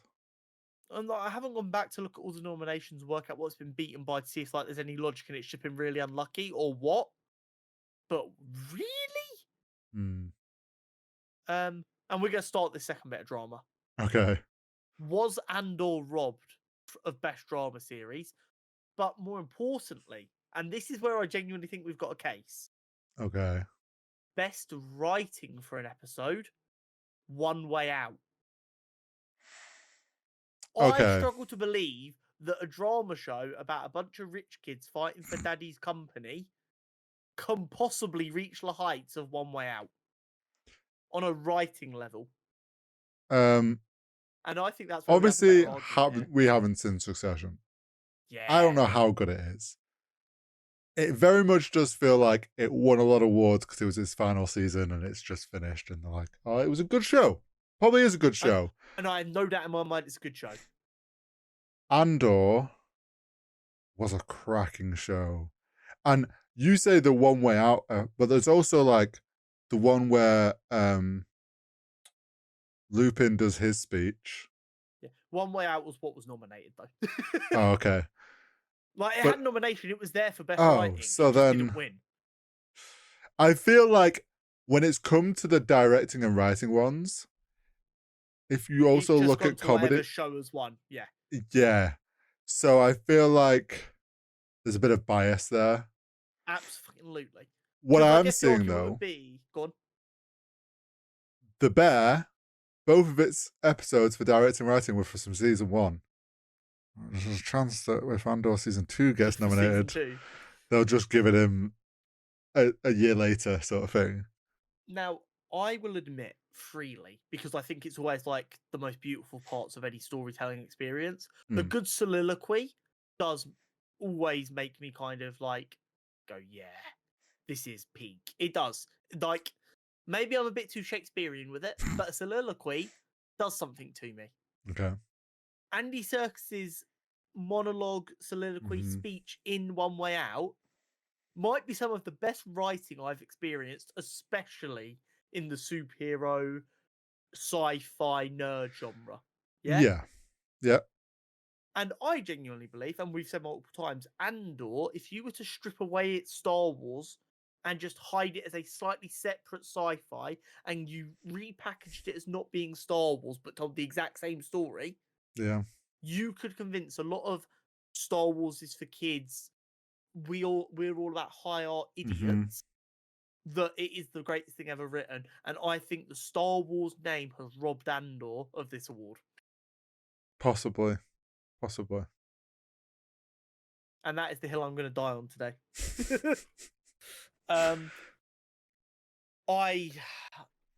If Andor keeps up its levels for season 2 and still doesn't win an Emmy, I'm going to lose my mind. But correct me if I'm wrong. I know it was a running gag. I don't think Family Guy's ever won an Emmy. Oh, they probably don't like Seth MacFarlane. Yeah, so they've never won a comedy award, but they've won like outstanding for like individual things, I think. Okay. But they've never won like best comedy series, I think. They've just won like a runners-up award, if that makes sense. Yeah, I get you. Because like there was an entire episode, I remember, of Family Guy where they like did an Emmy episode where they just like they looked at other comedies that were winning Emmys, like Modern Family, and they like did spoofs of it to take the piss. Fair. I respect it. Right then, should we get into some nerdy news? Yes, let's get into some news. So we're going to start off with more Echo. Yes. And I'm going to move to one bit about Echo that's further down, higher up to make more sense. Okay. So Echo has topped both the Hulu and Disney Plus charts as like their best show at the minute, as like their best thing on the platform at the minute, which is stunning news. Really, really good news. It's great considering following Loki, which was already a huge success for them, to then smash it with Echo straight out the gate. Like, and also Echo's a harder sell. Yeah. Loki has the backing of Avengers films and Tom Hiddleston, who's a superstar, and this, that, and the other. And it was season 2, so already all them people who were invested in it. Echo was a side character from Hawkeye. That was being given the limelight deservedly, but it's a harder sell. Oh yeah, it is. Especially when you've got all these bullshit arguments about woke bullshit and this, that, and the other, trying to like deter from these kinds of projects. Yeah, I do think it's a harder sell in the sense of who the character is. I think it has a slight advantage of, because it's the Marvel spotlight, they were selling it as, you don't need to have watched any of the MCU stuff. Like, if you liked MCU and you want something, like, here's a thing you can watch, you don't need to worry about watching all this other stuff. And like the people like us who watch everything, if we had a friend who was like, and we're like, oh, Echo's coming out, you don't need to watch anything else. And they're like, oh, okay, maybe I'll watch it then. Because a lot of the Marvel stuff, we're like, oh, well, you need to watch this, this, and this to understand what's about to happen. So it's easier in that sense. Homework is huge. Yes. Definitely, I think has helped it. Alakwa Cox is doing a press tour for Echo. She is. She's been doing a trip of Good Morning America. She was on Jimmy Fallon the other night. this isn't really news, but I just want to shine a light on her. She's brilliant. Yeah, she's doing a great job. After the Marvels, I kind of went, Amon Valeni's great. Everyone needs to be nice to her, otherwise we're going to have problems. She has now been put in that bracket. We like these. They're good people doing good things who care about the projects. Once again, she wasn't really an actress before this. This is like her first big role. Which is huge for her. She was job hopping before this. Which is wild. They loved her so much, instead of trying to cover up her leg amputation, they built it into the character of Echo. Yep. Because they were like, no, you're brilliant. We will make it work. The cast and crew love her so much. They went and learnt some ASL because they wanted to show her that they cared and they wanted to make an effort. She is out there championing this, doing stuff that is scary and intimidating to do at the best of times, let alone when you've not been doing it since you were young and been properly media trained, this, that, and the other. That's the thing. And you're having to worry about an interpreter that you're having to interact with to answer questions. She is smashing it. Considering this is like her first big thing, and it's a Marvel, to get chucked in like the deep end of doing all these talk shows and different things, which for the most part, even the big trained actors don't always enjoy having to do that stuff. Yeah. She's smashing it. She's doing a great job. She's out there being a real champion of both inclusivity, but she's also being a stunning role model for little girls, Native Americans, people with disabilities everywhere. She's just like, nah, there's no stopping us. Yeah. So shout out to her. She is amazing. Star Wars is reportedly getting its own version of What If. We're going to get a good guy, Anakin. Which, I mean, Star Wars fans, since the second What If's first season came out, were like, can we get a Star Wars one? This would be fun. And I didn't think it was going to happen. I'll be completely honest. I thought they'd be like, no, we won't do that. That's a Marvel thing. But they're doing it, apparently. So I am requesting a trade. Yeah, I saw that. Star Wars, you could have What If. You can do your own What If episodes. We would like Visions. We would like a Marvel Visions. season of Visions, please. I would like to see a claymation. I like this Hulk idea versus Wolverine. Yeah, this is the thing. I like. Obviously, when I saw your little comment on it, and I was like, I wonder how that would work. And I was like, oh, they could. Oh, yeah, that could work because they can use the Marvel characters, and then they can just tell their own stories in their own animation styles. Yeah. So yeah, I'm all for like a Marvel Visions. Have some. Literally go to these studios. Go, what character would you like to do? Try and stay away from our super big characters because that's going to limit your freedom a little bit. Have some fun. Imagine them getting hold of like a really niche character and just being able to have fun with the art style. Oh, if they do that, if they happen to do like a flip and Marvel gets to do Visions, I am saying it now, but I want one episode to be done by the kid that did the Lego Spider-Man. Oh, what a Lego episode! Let that kid do a full little short, like a full thing all done by him, and it's Lego Spider-Man again, or it's Lego something else. I will wait for as long as it takes, as long as he doesn't have to overwork himself. If it takes him a year to do it by himself, taking it at a respectable rate, I will wait. Yes, I want it. Give it now. That'd be such a good way to give that kid another opportunity to do something cool. Absolutely. But yeah, so Star Wars What If, very cool. I'm also very excited for that. Yeah, but bearing in mind as a general rule, you're the Star Wars representative, I'm the representative. We would like Visions. There's also like, think of the voice actors that'll come back. Like we'll probably get so much fun. Yeah, and it's like we can have Darth Maul stuff. You can have Qui-Gon Jinn. There's a lot. Like, what if, I don't know, what if Obi-Wan went to the dark side instead? Yeah, what if Obi-Wan joins Anakin? What if Qui-Gon doesn't die? Like, what if Luke went to the dark side, joined Vader? Like, don't get me wrong, I hope we get some quirky, weird ones as well. Yeah. Like, just what if there's zombies? Yeah, give me some stupid ones, but what if the Ewoks were zombies? Yes. What if the Ewoks were worse than the Empire? No, yeah, what if the Ewoks were zombies and it's like they're in the forest and then there's just these zombie bears start attacking them?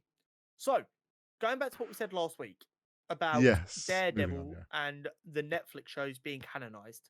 Yes. So we got a little bit of clarification about that. So Daredevil Born Again has been undergoing some creative changes because they realized it wasn't quite working. Yeah. And as part of that process, they realized the Netflix stuff had to be made canon.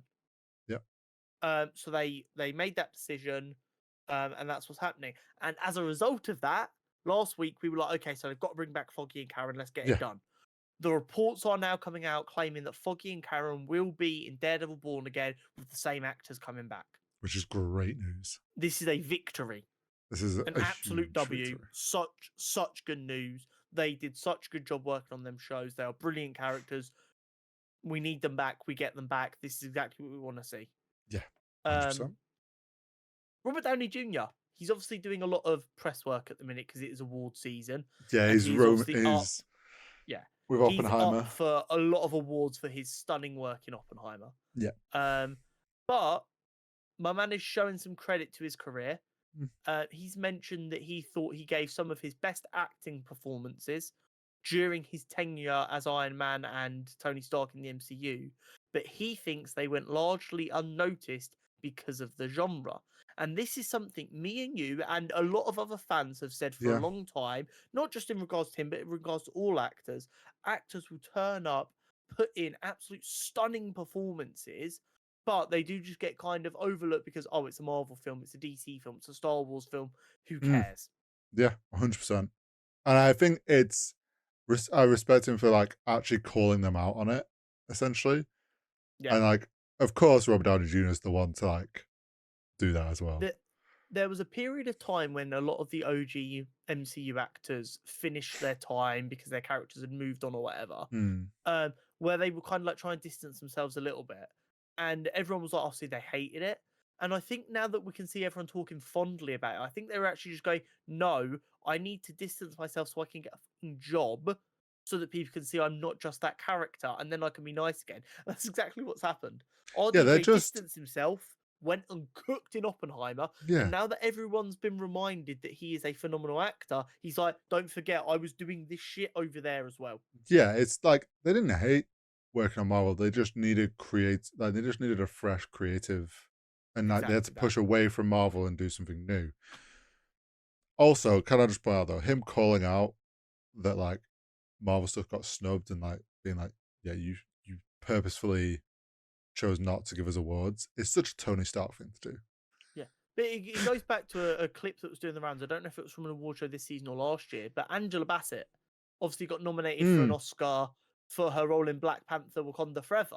Yeah. And Mulaney did a bit, and he's like, she's so good. She got nominated for an Oscar in for a role for a Marvel film. That's like getting a Pulitzer Prize for a Reddit comment.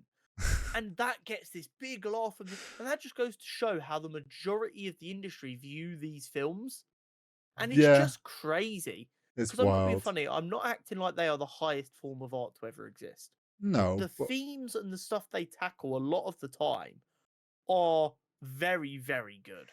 Yeah, and a lot of these newer ones, like 20 years ago, yeah, okay, the superhero films weren't at this point, but like they've come a long way, and the writers on them are a lot better nowadays. And the modern superhero film has not shaken off the mid 2000s. Yeah, that's the unfortunate thing. Feel, but we're getting there. And actors winning Oscars like RDJ going, I acted no better in this than I did in the Marvel films, is going to help. Yeah, it is. Andor news. Yes. Diego Luna, who of course plays Cassian Andor, says that they've only got about a week left of Andor season 2 filming to do, and then the filming is done. Which is wild that it's not coming out this year. But then that makes me think we're going to get it very early. I know there's obviously post-production, but there's also probably going to be reshoots as well. True. There's always reshoots. But like, but I reckon though we haven't got a day on it, I do reckon it's going to be very early 2025. Around this time next year, we're getting ready for or have started Andor season 2 for Andor season 2, yeah, for sure.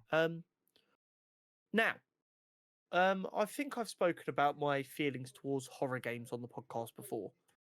I love horror games, but cannot play them because I'm a baby back bitch. But because I love them but can't play them, my favorite thing in the world to do is watch playthroughs of horror games. because that gives me the perfect level.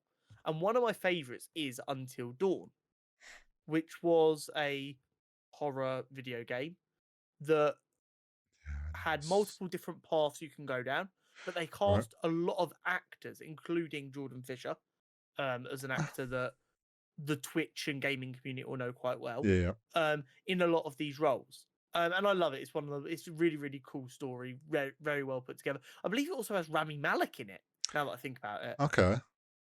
Let me just get the Until Dawn cast up here, because there are some genuine fucking names in here. Characters. I feel like that means they have to cast these people then, right?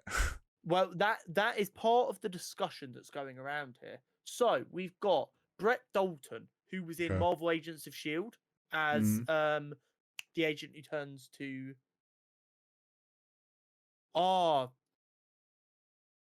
turns into the Hydra agent. Oh, okay. You've also, I believe, got Brenda Song, although she might have been in a similar but different game if I'm misremembering potentially. Rami Malek is in it. You've got Jordan Fisher. Some like legitimate fucking actors gave this game a good old chance. And I think it's a really good game that came out really well. The story's solid, but they're apparently adapting it into a film. Which is interesting. So the big issues you've potentially got are the game does rely on user choices. There is like dozens of different endings. So the people who really want this to happen anyway have got two requests. They're like, work out every possible ending, film them all, and just send them out randomly. Every cinema gets whatever ending they get. That actually would be a very cool way of dealing with it. And bring back the actors. Yeah. The story still works if you age the actors up slightly. It's not a problem. They don't need to be teenagers. Yeah. But bring back the actors because they all did a great job. They deserve it, and they are legitimate actors. They're not just voice actors, and you've got models into. They face scanned the actual actors. They did the actual acting. The only issue I have with the first one is I'm going to ask everyone to cast their mind back. Oh. When Across the Spider-Verse came out, there was like 4 different versions in theaters. There was. That had different Easter eggs that everyone loved at the time.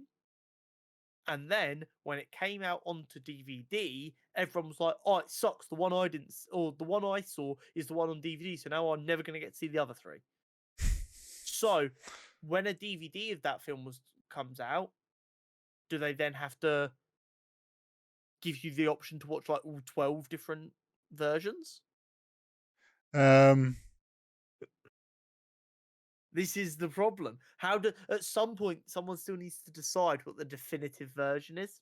Nah, you could easily, with technology now, you could, if someone goes on Netflix and like play the Until Dawn film, it can randomly pick one of the options. Is that where you'd go? Have them all on there, but every time you press play, you don't know what one you're going to get. Yeah. Fair enough. Fair enough. You can do that nowadays. Do you know what we've not done in a while? What's that? We have not told rich scumbag CEOs they're rich scumbag CEOs. This is true. We haven't slated CEOs enough in 2024. I don't think. Yeah, we've not done it, I think, at all this year yet. And I'm a little bit angry at myself. So I'm just going to catch up. I'm very disappointed in you. Bob Iger earned in excess of $30 million in 2023. This is when he spent most of his time that year telling actors and writers who wanted a fair wage they were asking for too much. Bob Iger, if this somehow makes it onto your desk, you're a piece of shit. I wish nothing but bad things on you. Sleep well.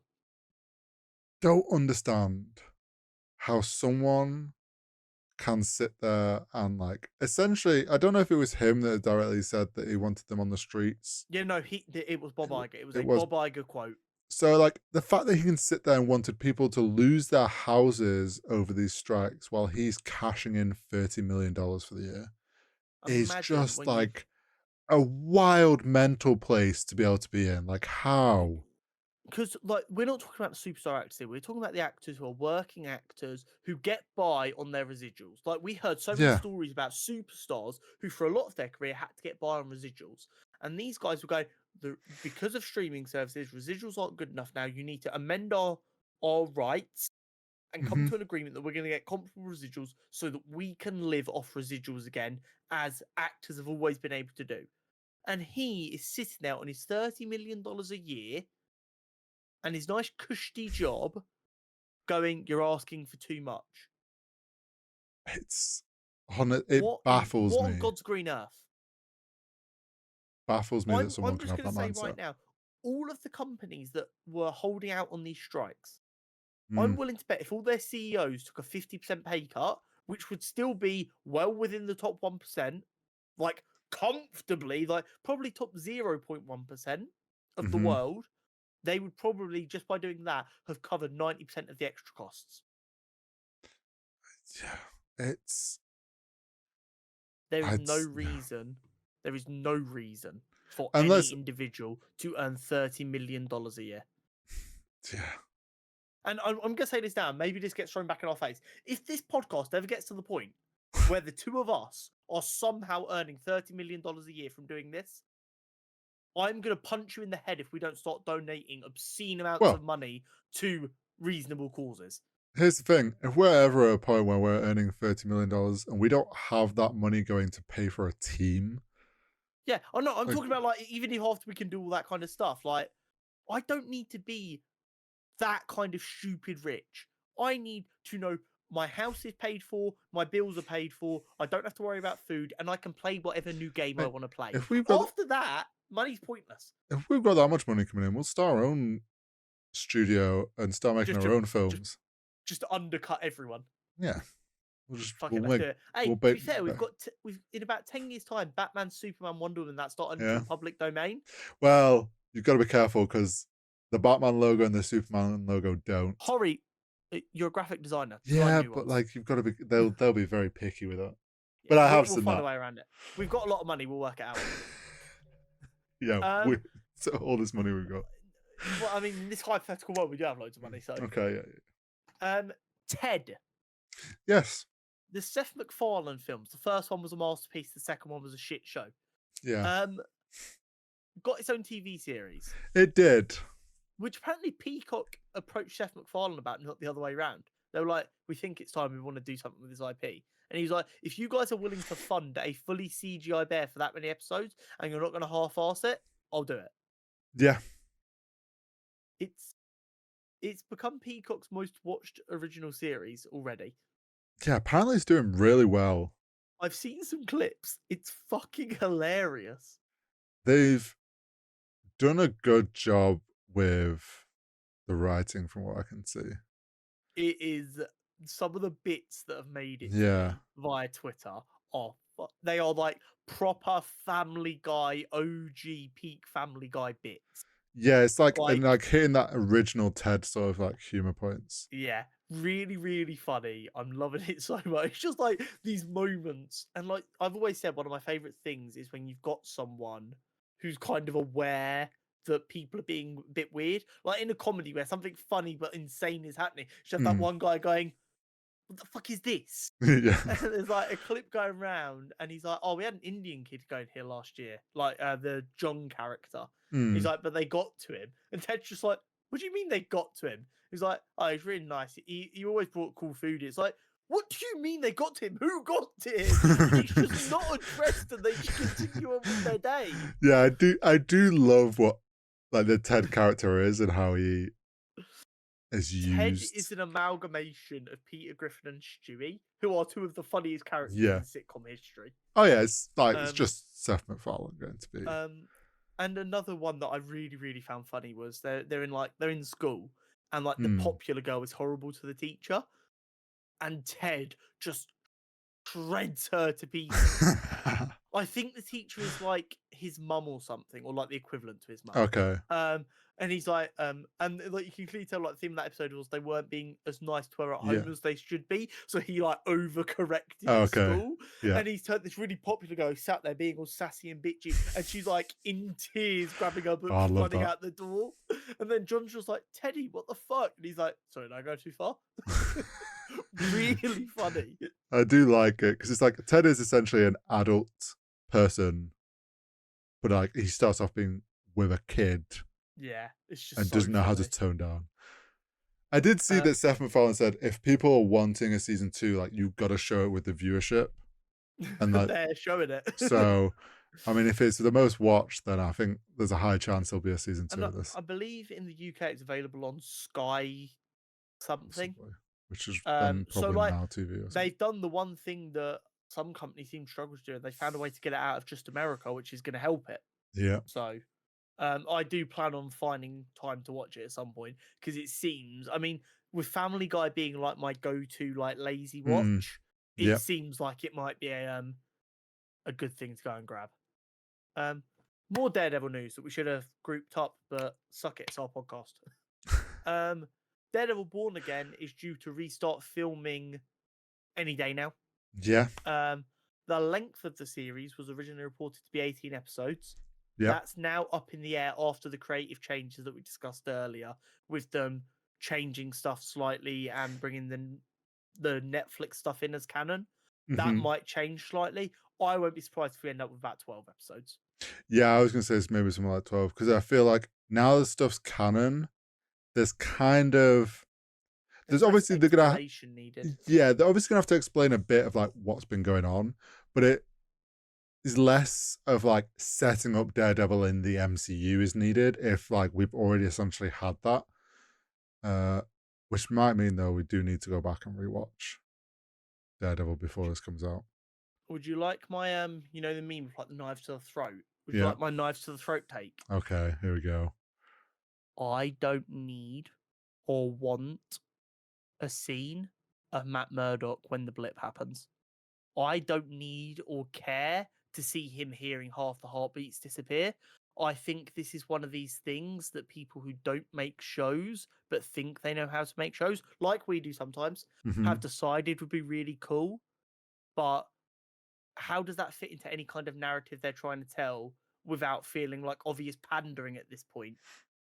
Yeah, I think before Echo, I would have still been very strongly on the idea of like, I'd like to have Matt be blipped. And that's kind of why Kingpin got back into a position of power. Because we've seen Echo and we saw that Daredevil was still kind of rocking about, then that kind of gets rid of the idea. Which, yeah, I don't know if they necessarily need. The blip will probably be addressed because they're going to kind of have to address it somehow. Absolutely. But I don't need like a 30-second scene of him having a panic attack as all these heartbeats disappear. I don't think that adds to the story like people think it will. We'll more likely get the blip kind of gets him, maybe is his reason for getting back into the suit as much, because he's like, suddenly everything's gone to shit and he needs to kind of... That I'm okay with, but I just don't need like this panic attack scene everyone wants. I don't need it. Content championship time! Yes. Yes, indeed. Semi-finals? Yeah. We're deep in this bitch. Excuse me? You heard. Harry Potter and the Prisoner of Azkaban. Yes. Versus Return of the Jedi. Ooh, baby. As always, we have 6 categories to help us meander our way through this. Personal relevance, how well it's aged, rewatchability, story, acting, cinematography / general visuals. Now, just out the gate, we have magicians with wands versus magicians with sticks. I think we need this for the semi-finals and the finals. We love both of these films. Yeah, we do. And both of these franchises. Otherwise, they wouldn't have made it this far. This is true. But there can only be one winner. Yep. And I'm going to start with a hot take. I think this is one of the easier ones we've had in a little while. Oh, shit. Unless Hori's about to blow me away. But let's get started with personal relevance. Harry Potter, with us being 2 British-born kids, literally born perfectly for the Harry Potter franchise. Yeah. It is no doubt quite pertinent to us. I read all 7 Harry Potter books in a 2-week holiday to my grandparents. I hadn't really been a big reader before that. But I took all 7 books, like 4 of them were my brother's like versions that he had, Mm-hmm. and then 3 were like ones that had been bought for me because I was old enough to get the books now. Right. And I took them all down and I read them in 2 weeks because they lived on like it's not like a caravan park, it's like a retirement park. Mm-hmm. So there wasn't a lot to do as a kid there. It was a nice couple of weeks, but I just got to lay there for Yeah. 4 days and power through 7 It's very just good books. solid reading session. Yes. If only I could muster that now. So I love Harry Potter as a franchise, and in my opinion, this is the best Harry Potter film by a mile. Yep. The thematic changes that we start to see as we go from 3 onwards Mm-hmm. are so great. You've got Lupin and stuff like that. It's awesome. There is nothing to dislike about this film as far as I'm concerned. Maybe it's rose tinted glasses, because I haven't seen it super recently, but I love this film so much. See, I am obviously, as you said, we are the generation that grew up with the Harry Potter films coming out and the books at the same time. I wasn't a Harry Potter book reader. I haven't read the books. Something that's probably on like that list of to do one day. But yeah, I agree. Harry Potter for our generation was like a huge cultural thing. It was very impactful. Loved the films. This is, as you said, one of the better, like the best one. Is also one of my favorite ones. One that sticks in my mind a lot more than the others. But episode 6, Return of the Jedi. I mean, Star Wars, man. It's like it's the original trilogy. It's the accumulation of that first story. It all comes together. We get, I believe, the first green lightsaber in Star Wars history. We get Luke having gone away to learn, and he comes back to save Leia and Han.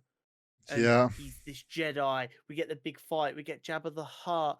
We get all that fight. we get the redemption of Anakin. Yeah, we get the one of my earliest memories of learning about like looking for themes in films was finding out about Luke wearing black to show that he might turn to the dark, and then after the final battle, the flap opens up to show the white inside because he was always going to stay true to the light no matter what. It's just it was a moment when you like watch it and you understand it properly, because like you watch it before you understand it, obviously, but like I probably watched this film 3 times growing up before I started to understand the power of storytelling in films, and I adore this film so much. It's like that trilogy on its own, like, and this being the final part of it, like you say, sticks so strongly in our minds from being kids, of that like final part of this film with the like Vader redeeming themselves and all like all coming together, and then it's like fall in love with Star Wars just from those 3 films. Like that love of Star Wars was planted. Yeah. So it's kind of, it's hard not to say that is very relevant to my love of nerdom and Star Wars. Exactly. How well it's aged. This, I will say, is probably 2 of the strongest contenders in the entire bracket of how well it's aged. This is true. Harry Potter just refuses to die. Yeah, and if anything gets bigger. Yeah, and I don't mean that like in a bad way. Like, okay, it needs to be left to die now. Like, it just doesn't. Bearing in mind, it was 7 books. They've not written any more books. I mean, they've done the Cursed Child play, but that's different. The last film came out in like 2010, 2012, maybe. Harry Potter final film release. 2011. 13 years. Just put that in respect, Joe. 13 years ago was the last time any new Harry Potter like was opened up easily to the public, because the Cursed Child's so difficult to get tickets for. While working at the McDonald's down the road, have seen 6-year-olds in all-out Harry Potter homemade robes excited to go to a studio tour. Yeah. It is crazy. I mean, on top of that, like, we grew up in the UK. It was very much UK culture. It was very big here.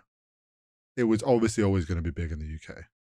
What's more impressive, I'd say, is it's got stronger over the years, even up to recently. Like, I feel like the US and other countries have there's a stronger fandom growing. This year in Japan, they opened a second studio tour. There you go. They've taken some props from the one in London, and sent it over to Tokyo to create another tour experience out there. There you go then. Like, that's crazy. You've not released anything new in Yeah, yeah. 13 years, and you're now building a new tour on the other. Like, literally, Japan's about as far as it gets from the UK. Yeah. It's basically the other side from us. Yeah, it's so impressive. Its staying power, but potentially the only nerd franchise that has more staying power Star Wars. is Star Wars. And a franchise that hasn't stopped growing, like, content-wise. Yeah. It's It's crazy. Yeah. It's Considering crazy. that original trilogy has now, for better, like, ignoring our views on each individual trilogy and how well they did, but we've had 3 trilogies, multiple seasons of multiple shows. We've got a full-on, like, multiple seasons of an animated series. And it's all Plus been books. a financial success. Yeah, plus there's books, there's comics, there's all this additional media, like games. Now. Yeah, because Disney owns Marvel and everything that comes with that, as well as Disney. Star Wars and Marvel came to a deal where now Marvel makes loads of ongoing Star Wars comics. There you go. So, like, I went to look at my Forbidden Planet subscriptions the other day, and one of the most popular subscriptions that Forbidden Planet has, because you can search by popularity, like the 4th most popular one, going up against Marvel and DC, is a Darth Vader comic ongoing. That's pretty cool. Like, that's fucking wild. Yeah. That's bleeding out of a film, because that's what they were. They were just films. There was nothing additional to them when they came out. It has bled out in so many different forms of media in a way that I think is so impressive. It is so difficult to go from the screen to paper over paper to a screen. And I mean, that's crazy. You could even say the impact that those original trilogies with ILM had as well, and what that's done for the film industry. Like, yeah, they've just aged phenomenally. And that episode 6 got re-released recently. Like, the love for that film is still there. It's held in such a high regard. Like, and the other films, if anything, have just kind of somewhat grown in popularity since their release, some more than others. But, like, yeah, that franchise is going strong. Rewatchability. Now, both of these have been weak contenders in the rewatchability category because they're part of such large franchises. And we've always kind of said, I mean, there's just so much to watch and you have to watch it all if you're going to watch it. Yeah. So I feel like rewatchability is actually a really easy category here, because we've always said the less you have to watch, the easier it is to rewatch. And in that case, the Star Wars original trilogy is much easier to rewatch than all 7 Harry Potter films. Yeah. I feel like I could sit and watch Prisoner of Azkaban and be happy enough watching it. Would I have perfect recollection of what exactly happened before and be able to, like, jump straight in? Star Wars, I could chuck on episode 6. I'm more than happy being able to remember everything that happened before that. But you wouldn't just chuck on episode 6. I wouldn't, but if we were to just throw on the individuals, I would have a easier time watching episode 6 100%. And remembering stuff, because it's so ingrained, than I would watching. But counterpoint, and this might be because of the people I know, but I feel like I know more people who will binge rewatch Harry Potter more regularly. Oh, I do. Will binge watch Star Wars, because I feel like Harry Potter is also a slightly easier watch. Yeah, it's easier to spread out as well. Like, you could watch one a night quite comfortably. Yeah. Whereas Star Wars, you have to. Okay, we are committing to watching Star Wars. Yeah. No, I don't. Story. Yeah. It's tough. Okay. Prisoner of Azkaban is just stunning. It is, and it's a great point in the story.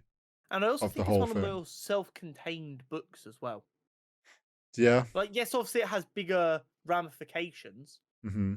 but it's one of the better. Like, the earlier books are all a bit more self-contained because we've not really got Voldemort back yet, which of course happens in number Yeah, 4. it's all kind of Um, ramping up. But this is also like, naturally, because it's their 3rd year, it's the biggest story before it all interconnects, which Yeah. I think gives it a much richer feel. Because you're like, you can just read Prisoner of Azkaban and know what the fuck's going on, Yeah, I would and say it's still like a big story. the story is at that point, like you say, it's not quite got so interlinked that you can enjoy the story of just Prisoner of Azkaban quite comfortably. Godfather escapes prison. He's a serial killer. Oh, wait, maybe he's not. Oh, my new teacher's a werewolf. Oh my god, my best friend's rats helped kill my parents. It has everything. Yeah. Whereas I feel like, yes, episode 6 is a culmination of that original trilogy, but the story on its own, it's great and it wraps it all up very well. But it does need the first 2. Absolutely. You need that trilogy to really appreciate that whole story. Put it this way.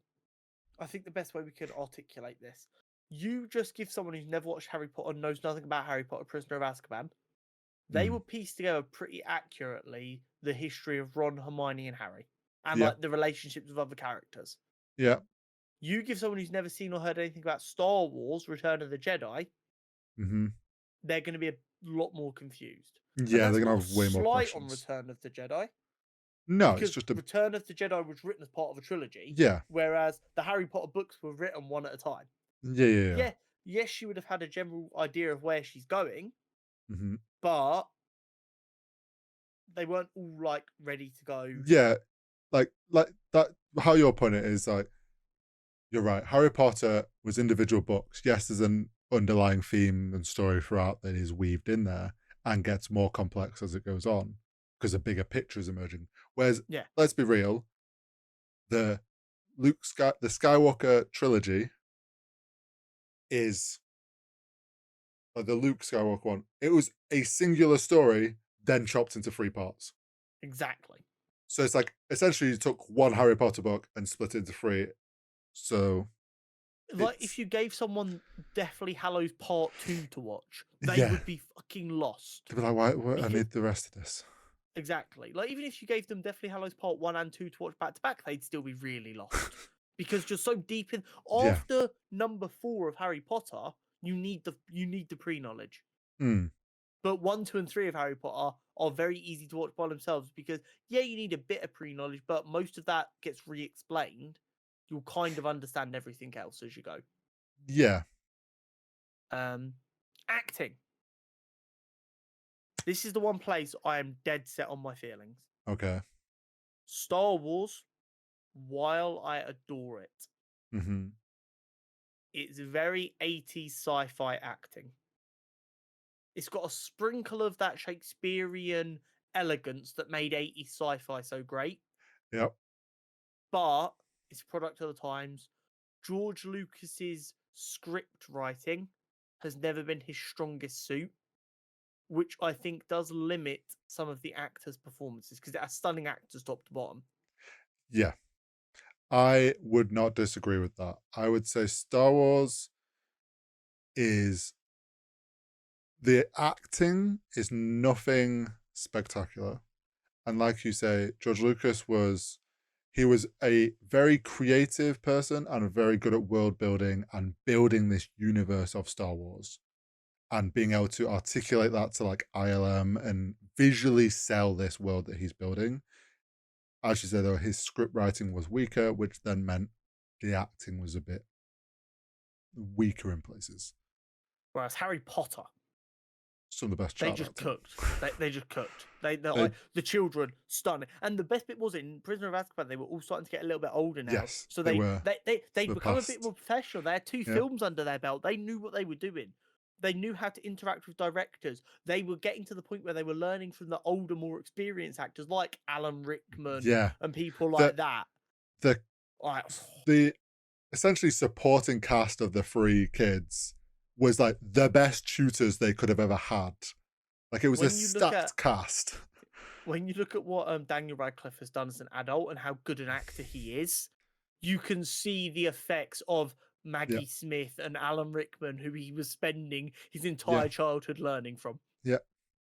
It's wild. It's so impressive. And it's one of them things that I thought as I got older and started to be a bit more critical of films that I watched, I thought I would start to see the cracks in the acting. It holds up really, really well. Yeah, obviously it's a bit cheesy because it was a book that was initially meant for kids. Well, yeah, but it holds up and essentially insanely well. The films were also made for the first few were made for kids as well, because it's like they want that generation to go with the films. Yeah. So it's like, yeah, there was a bit of cheesiness there, but it's stacked cast and the script's great. But as much as acting is very one-sided, cinematography is also one-sided, just on the other side. Yeah. Harry Potter is very, very good and I adore it. Its visuals were never a selling point. Towards the back end, when there was more action, they worked very hard on getting the quality of the magic looking brilliant. But there's like maybe one shot of film, if you're lucky, where you're like, wow, that's beautiful. Yeah, I will say Harry Potter did an excellent job of working with practical and selling this magical world through practical as well, and being very clever in the ways that they did stuff. I think you're right, though, it has like a certain look and feel to it. It only did so much. At the end of the day, it was some kids in a school. Like there's only like visual creativity there. Like there's only so much you can do. Star Wars made its money on being pretty. It made its money on blowing your mind. It literally changed filmmaking. Yeah, and ILM, just the creativity that came out of ILM and the things they were able to create brand new and problem solve and make these and build this beautiful, stunning world and sell it on film. And it's like stuff that had never been done. Harry Potter could only be as practical and as amazing as, and I've seen the tour, I've seen all their props, they worked so hard. It was amazing. They only did it that way because that's how Star Wars did it and blew everyone's mind. 100%. Like, I don't think people fully understand how much Star Wars changed filmmaking at all levels. Yeah. Like, fundamentally. ILM changed like the stuff that the problem solving they did to produce those films and what was done for Star Wars set like this new bar and ability of like what can be done for films and what is then available for films to use resource wise. So like you say, Harry Potter's idea of going that practical and using props and being that creative with props came from the likes of the problem solving that came out of making Star Wars. Exactly. Again, before we get into the scoring here, we love both these films deeply. If you haven't picked up on that, then something's wrong with you. But it is time to start scoring stuff.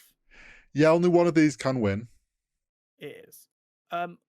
Would you say it is fair, because of our deeply emotional attachment to both here, for personal relevance to be a draw? Or do you still lean lighter one way? I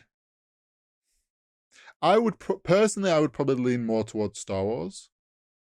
But I'm also happy with that being a draw because I know it's very strong for both of us. Yeah. Okay. We'll stick that as a draw then. How well it's aged is absolutely outrageous because both of these would win basically against anything else. But when you look at just the amount of survival time, Return of the Jedi is second to none. Yeah. Survival time and growth in that like IP. Yeah. So how well it's aged just got to go to Return of the Jedi. Yeah. I would agree there. Rewatchability. See, based on what we normally say, we would say Return of the Jedi because there's less films. But as we also said, the early Harry Potter films are very easy to watch by themselves. I would actually lean to Harry Potter here as being able to just jump in and rewatch. Okay. So that would make it 1-1. Mm-hmm. Story.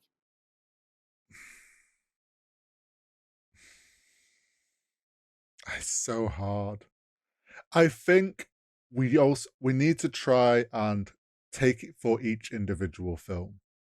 And as hard as it is to not think of the story of the trilogy and the whole Harry Potter story, if you think of the story told in Prisoner of Azkaban versus,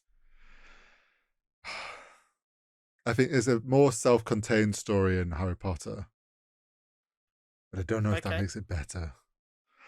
Oh. Where do you stand? I really don't know. I do think. Okay, so here's the problem. My brain's doing the mental maths, and I'm seeing where this is going, and I'm disagreeing with it. Oh, you're trying to rig it. So, no, it's not that I'm trying to rig it, but I'm very well aware it's 1-1 right now, and it's going to be 1-1 after the next two. So this is actually the decider.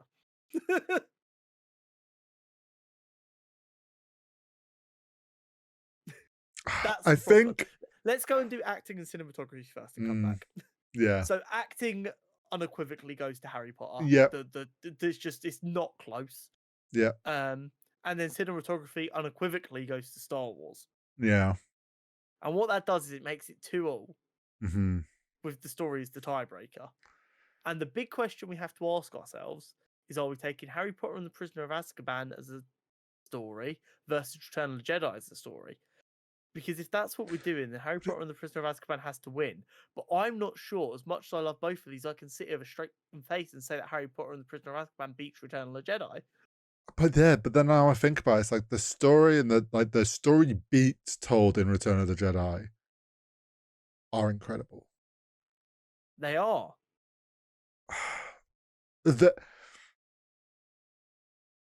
I think personally, I do lean towards Star Wars.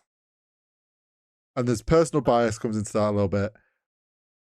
But I do think that original, it's so hard not to just... Okay, so is it fair to say then that our personal biases are trying to make us make this a Star Wars win, therefore personal relevance shouldn't be a draw and should be a Star Wars win? I mean, yeah. If you're also wanting this to lean to Star Wars, then it should be. I'll be honest, I came into this thinking, oh, Return of the Jedi is going to absolutely sweep Harry Potter here. I can't believe it's ended up being this close. This has caught me off guard. I was too relaxed. See, I thought you were coming into this hoping for Harry Potter to sweep it. No. Expecting a fight. I have my love of stuff, but I also know what's better. To take us out of it a little bit, if this wasn't someone British having this discussion, Harry Potter wouldn't be anywhere near as close as it is right now. What, in personal relevance? Yeah, and like if you think about it that way, and like the general scheme of things, there is, yes, I know it's our personal relevance, but like when you pitch it that way, it's like, okay, Star Wars is leaning. Okay, so we'll change personal relevance to Star Wars, which makes it 3-2 Star Wars. Okay. And then story. Draw.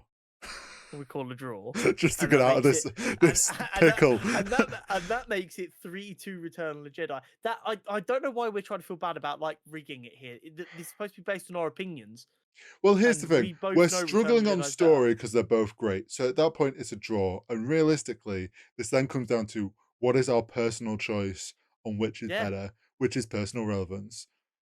I think it's a testament to Harry Potter that actually got that close to Return of the Jedi. Yeah. There's probably some people very mad at us and like, how could you even compare that to Star Wars? But yeah. Oh, I'm sure there's some reaction to last week's. I'm sure there's some British people that are like, Harry Potter is the greatest thing alive. So yeah, and this is the thing. We're one of the few people who are fans of like every nerd fandom. Most people are like Star Wars, all superheroes, but all Harry it goes Potter. back to what I jokingly said at the beginning. One is magic with swords. One is magic with sticks. Thematically, we just like magic. Yeah. Thematically, Harry Potter and Star Wars are incredibly similar. It is a young kid going up. One set in space, one set who killed his mother. Yeah. And put him on this path. The only difference is one isn't his dad and one is his dad. That's literally the only difference. Yeah, it's like wild how similar. It's cool. But that gives us our first finalist. Yes. Return of the Jedi. Deserved.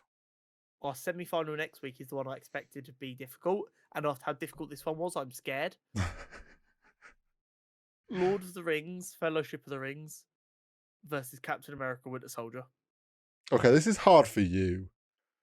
Yeah. This is easy for me. I would like to just remind you, I thought this week was going to be easy. And I got bamboozled into it, melting my brain. I'm old and set in my ways. You are old. Word to Jesus. Hori was the 12th disciple. So that is it from us this week. Make sure you've liked, make sure you've subscribed, rung that bell so that you can find your way back here nice and easy. And we'll catch you next week for episode 99. Yes, episode 99. Crazy. See you next week.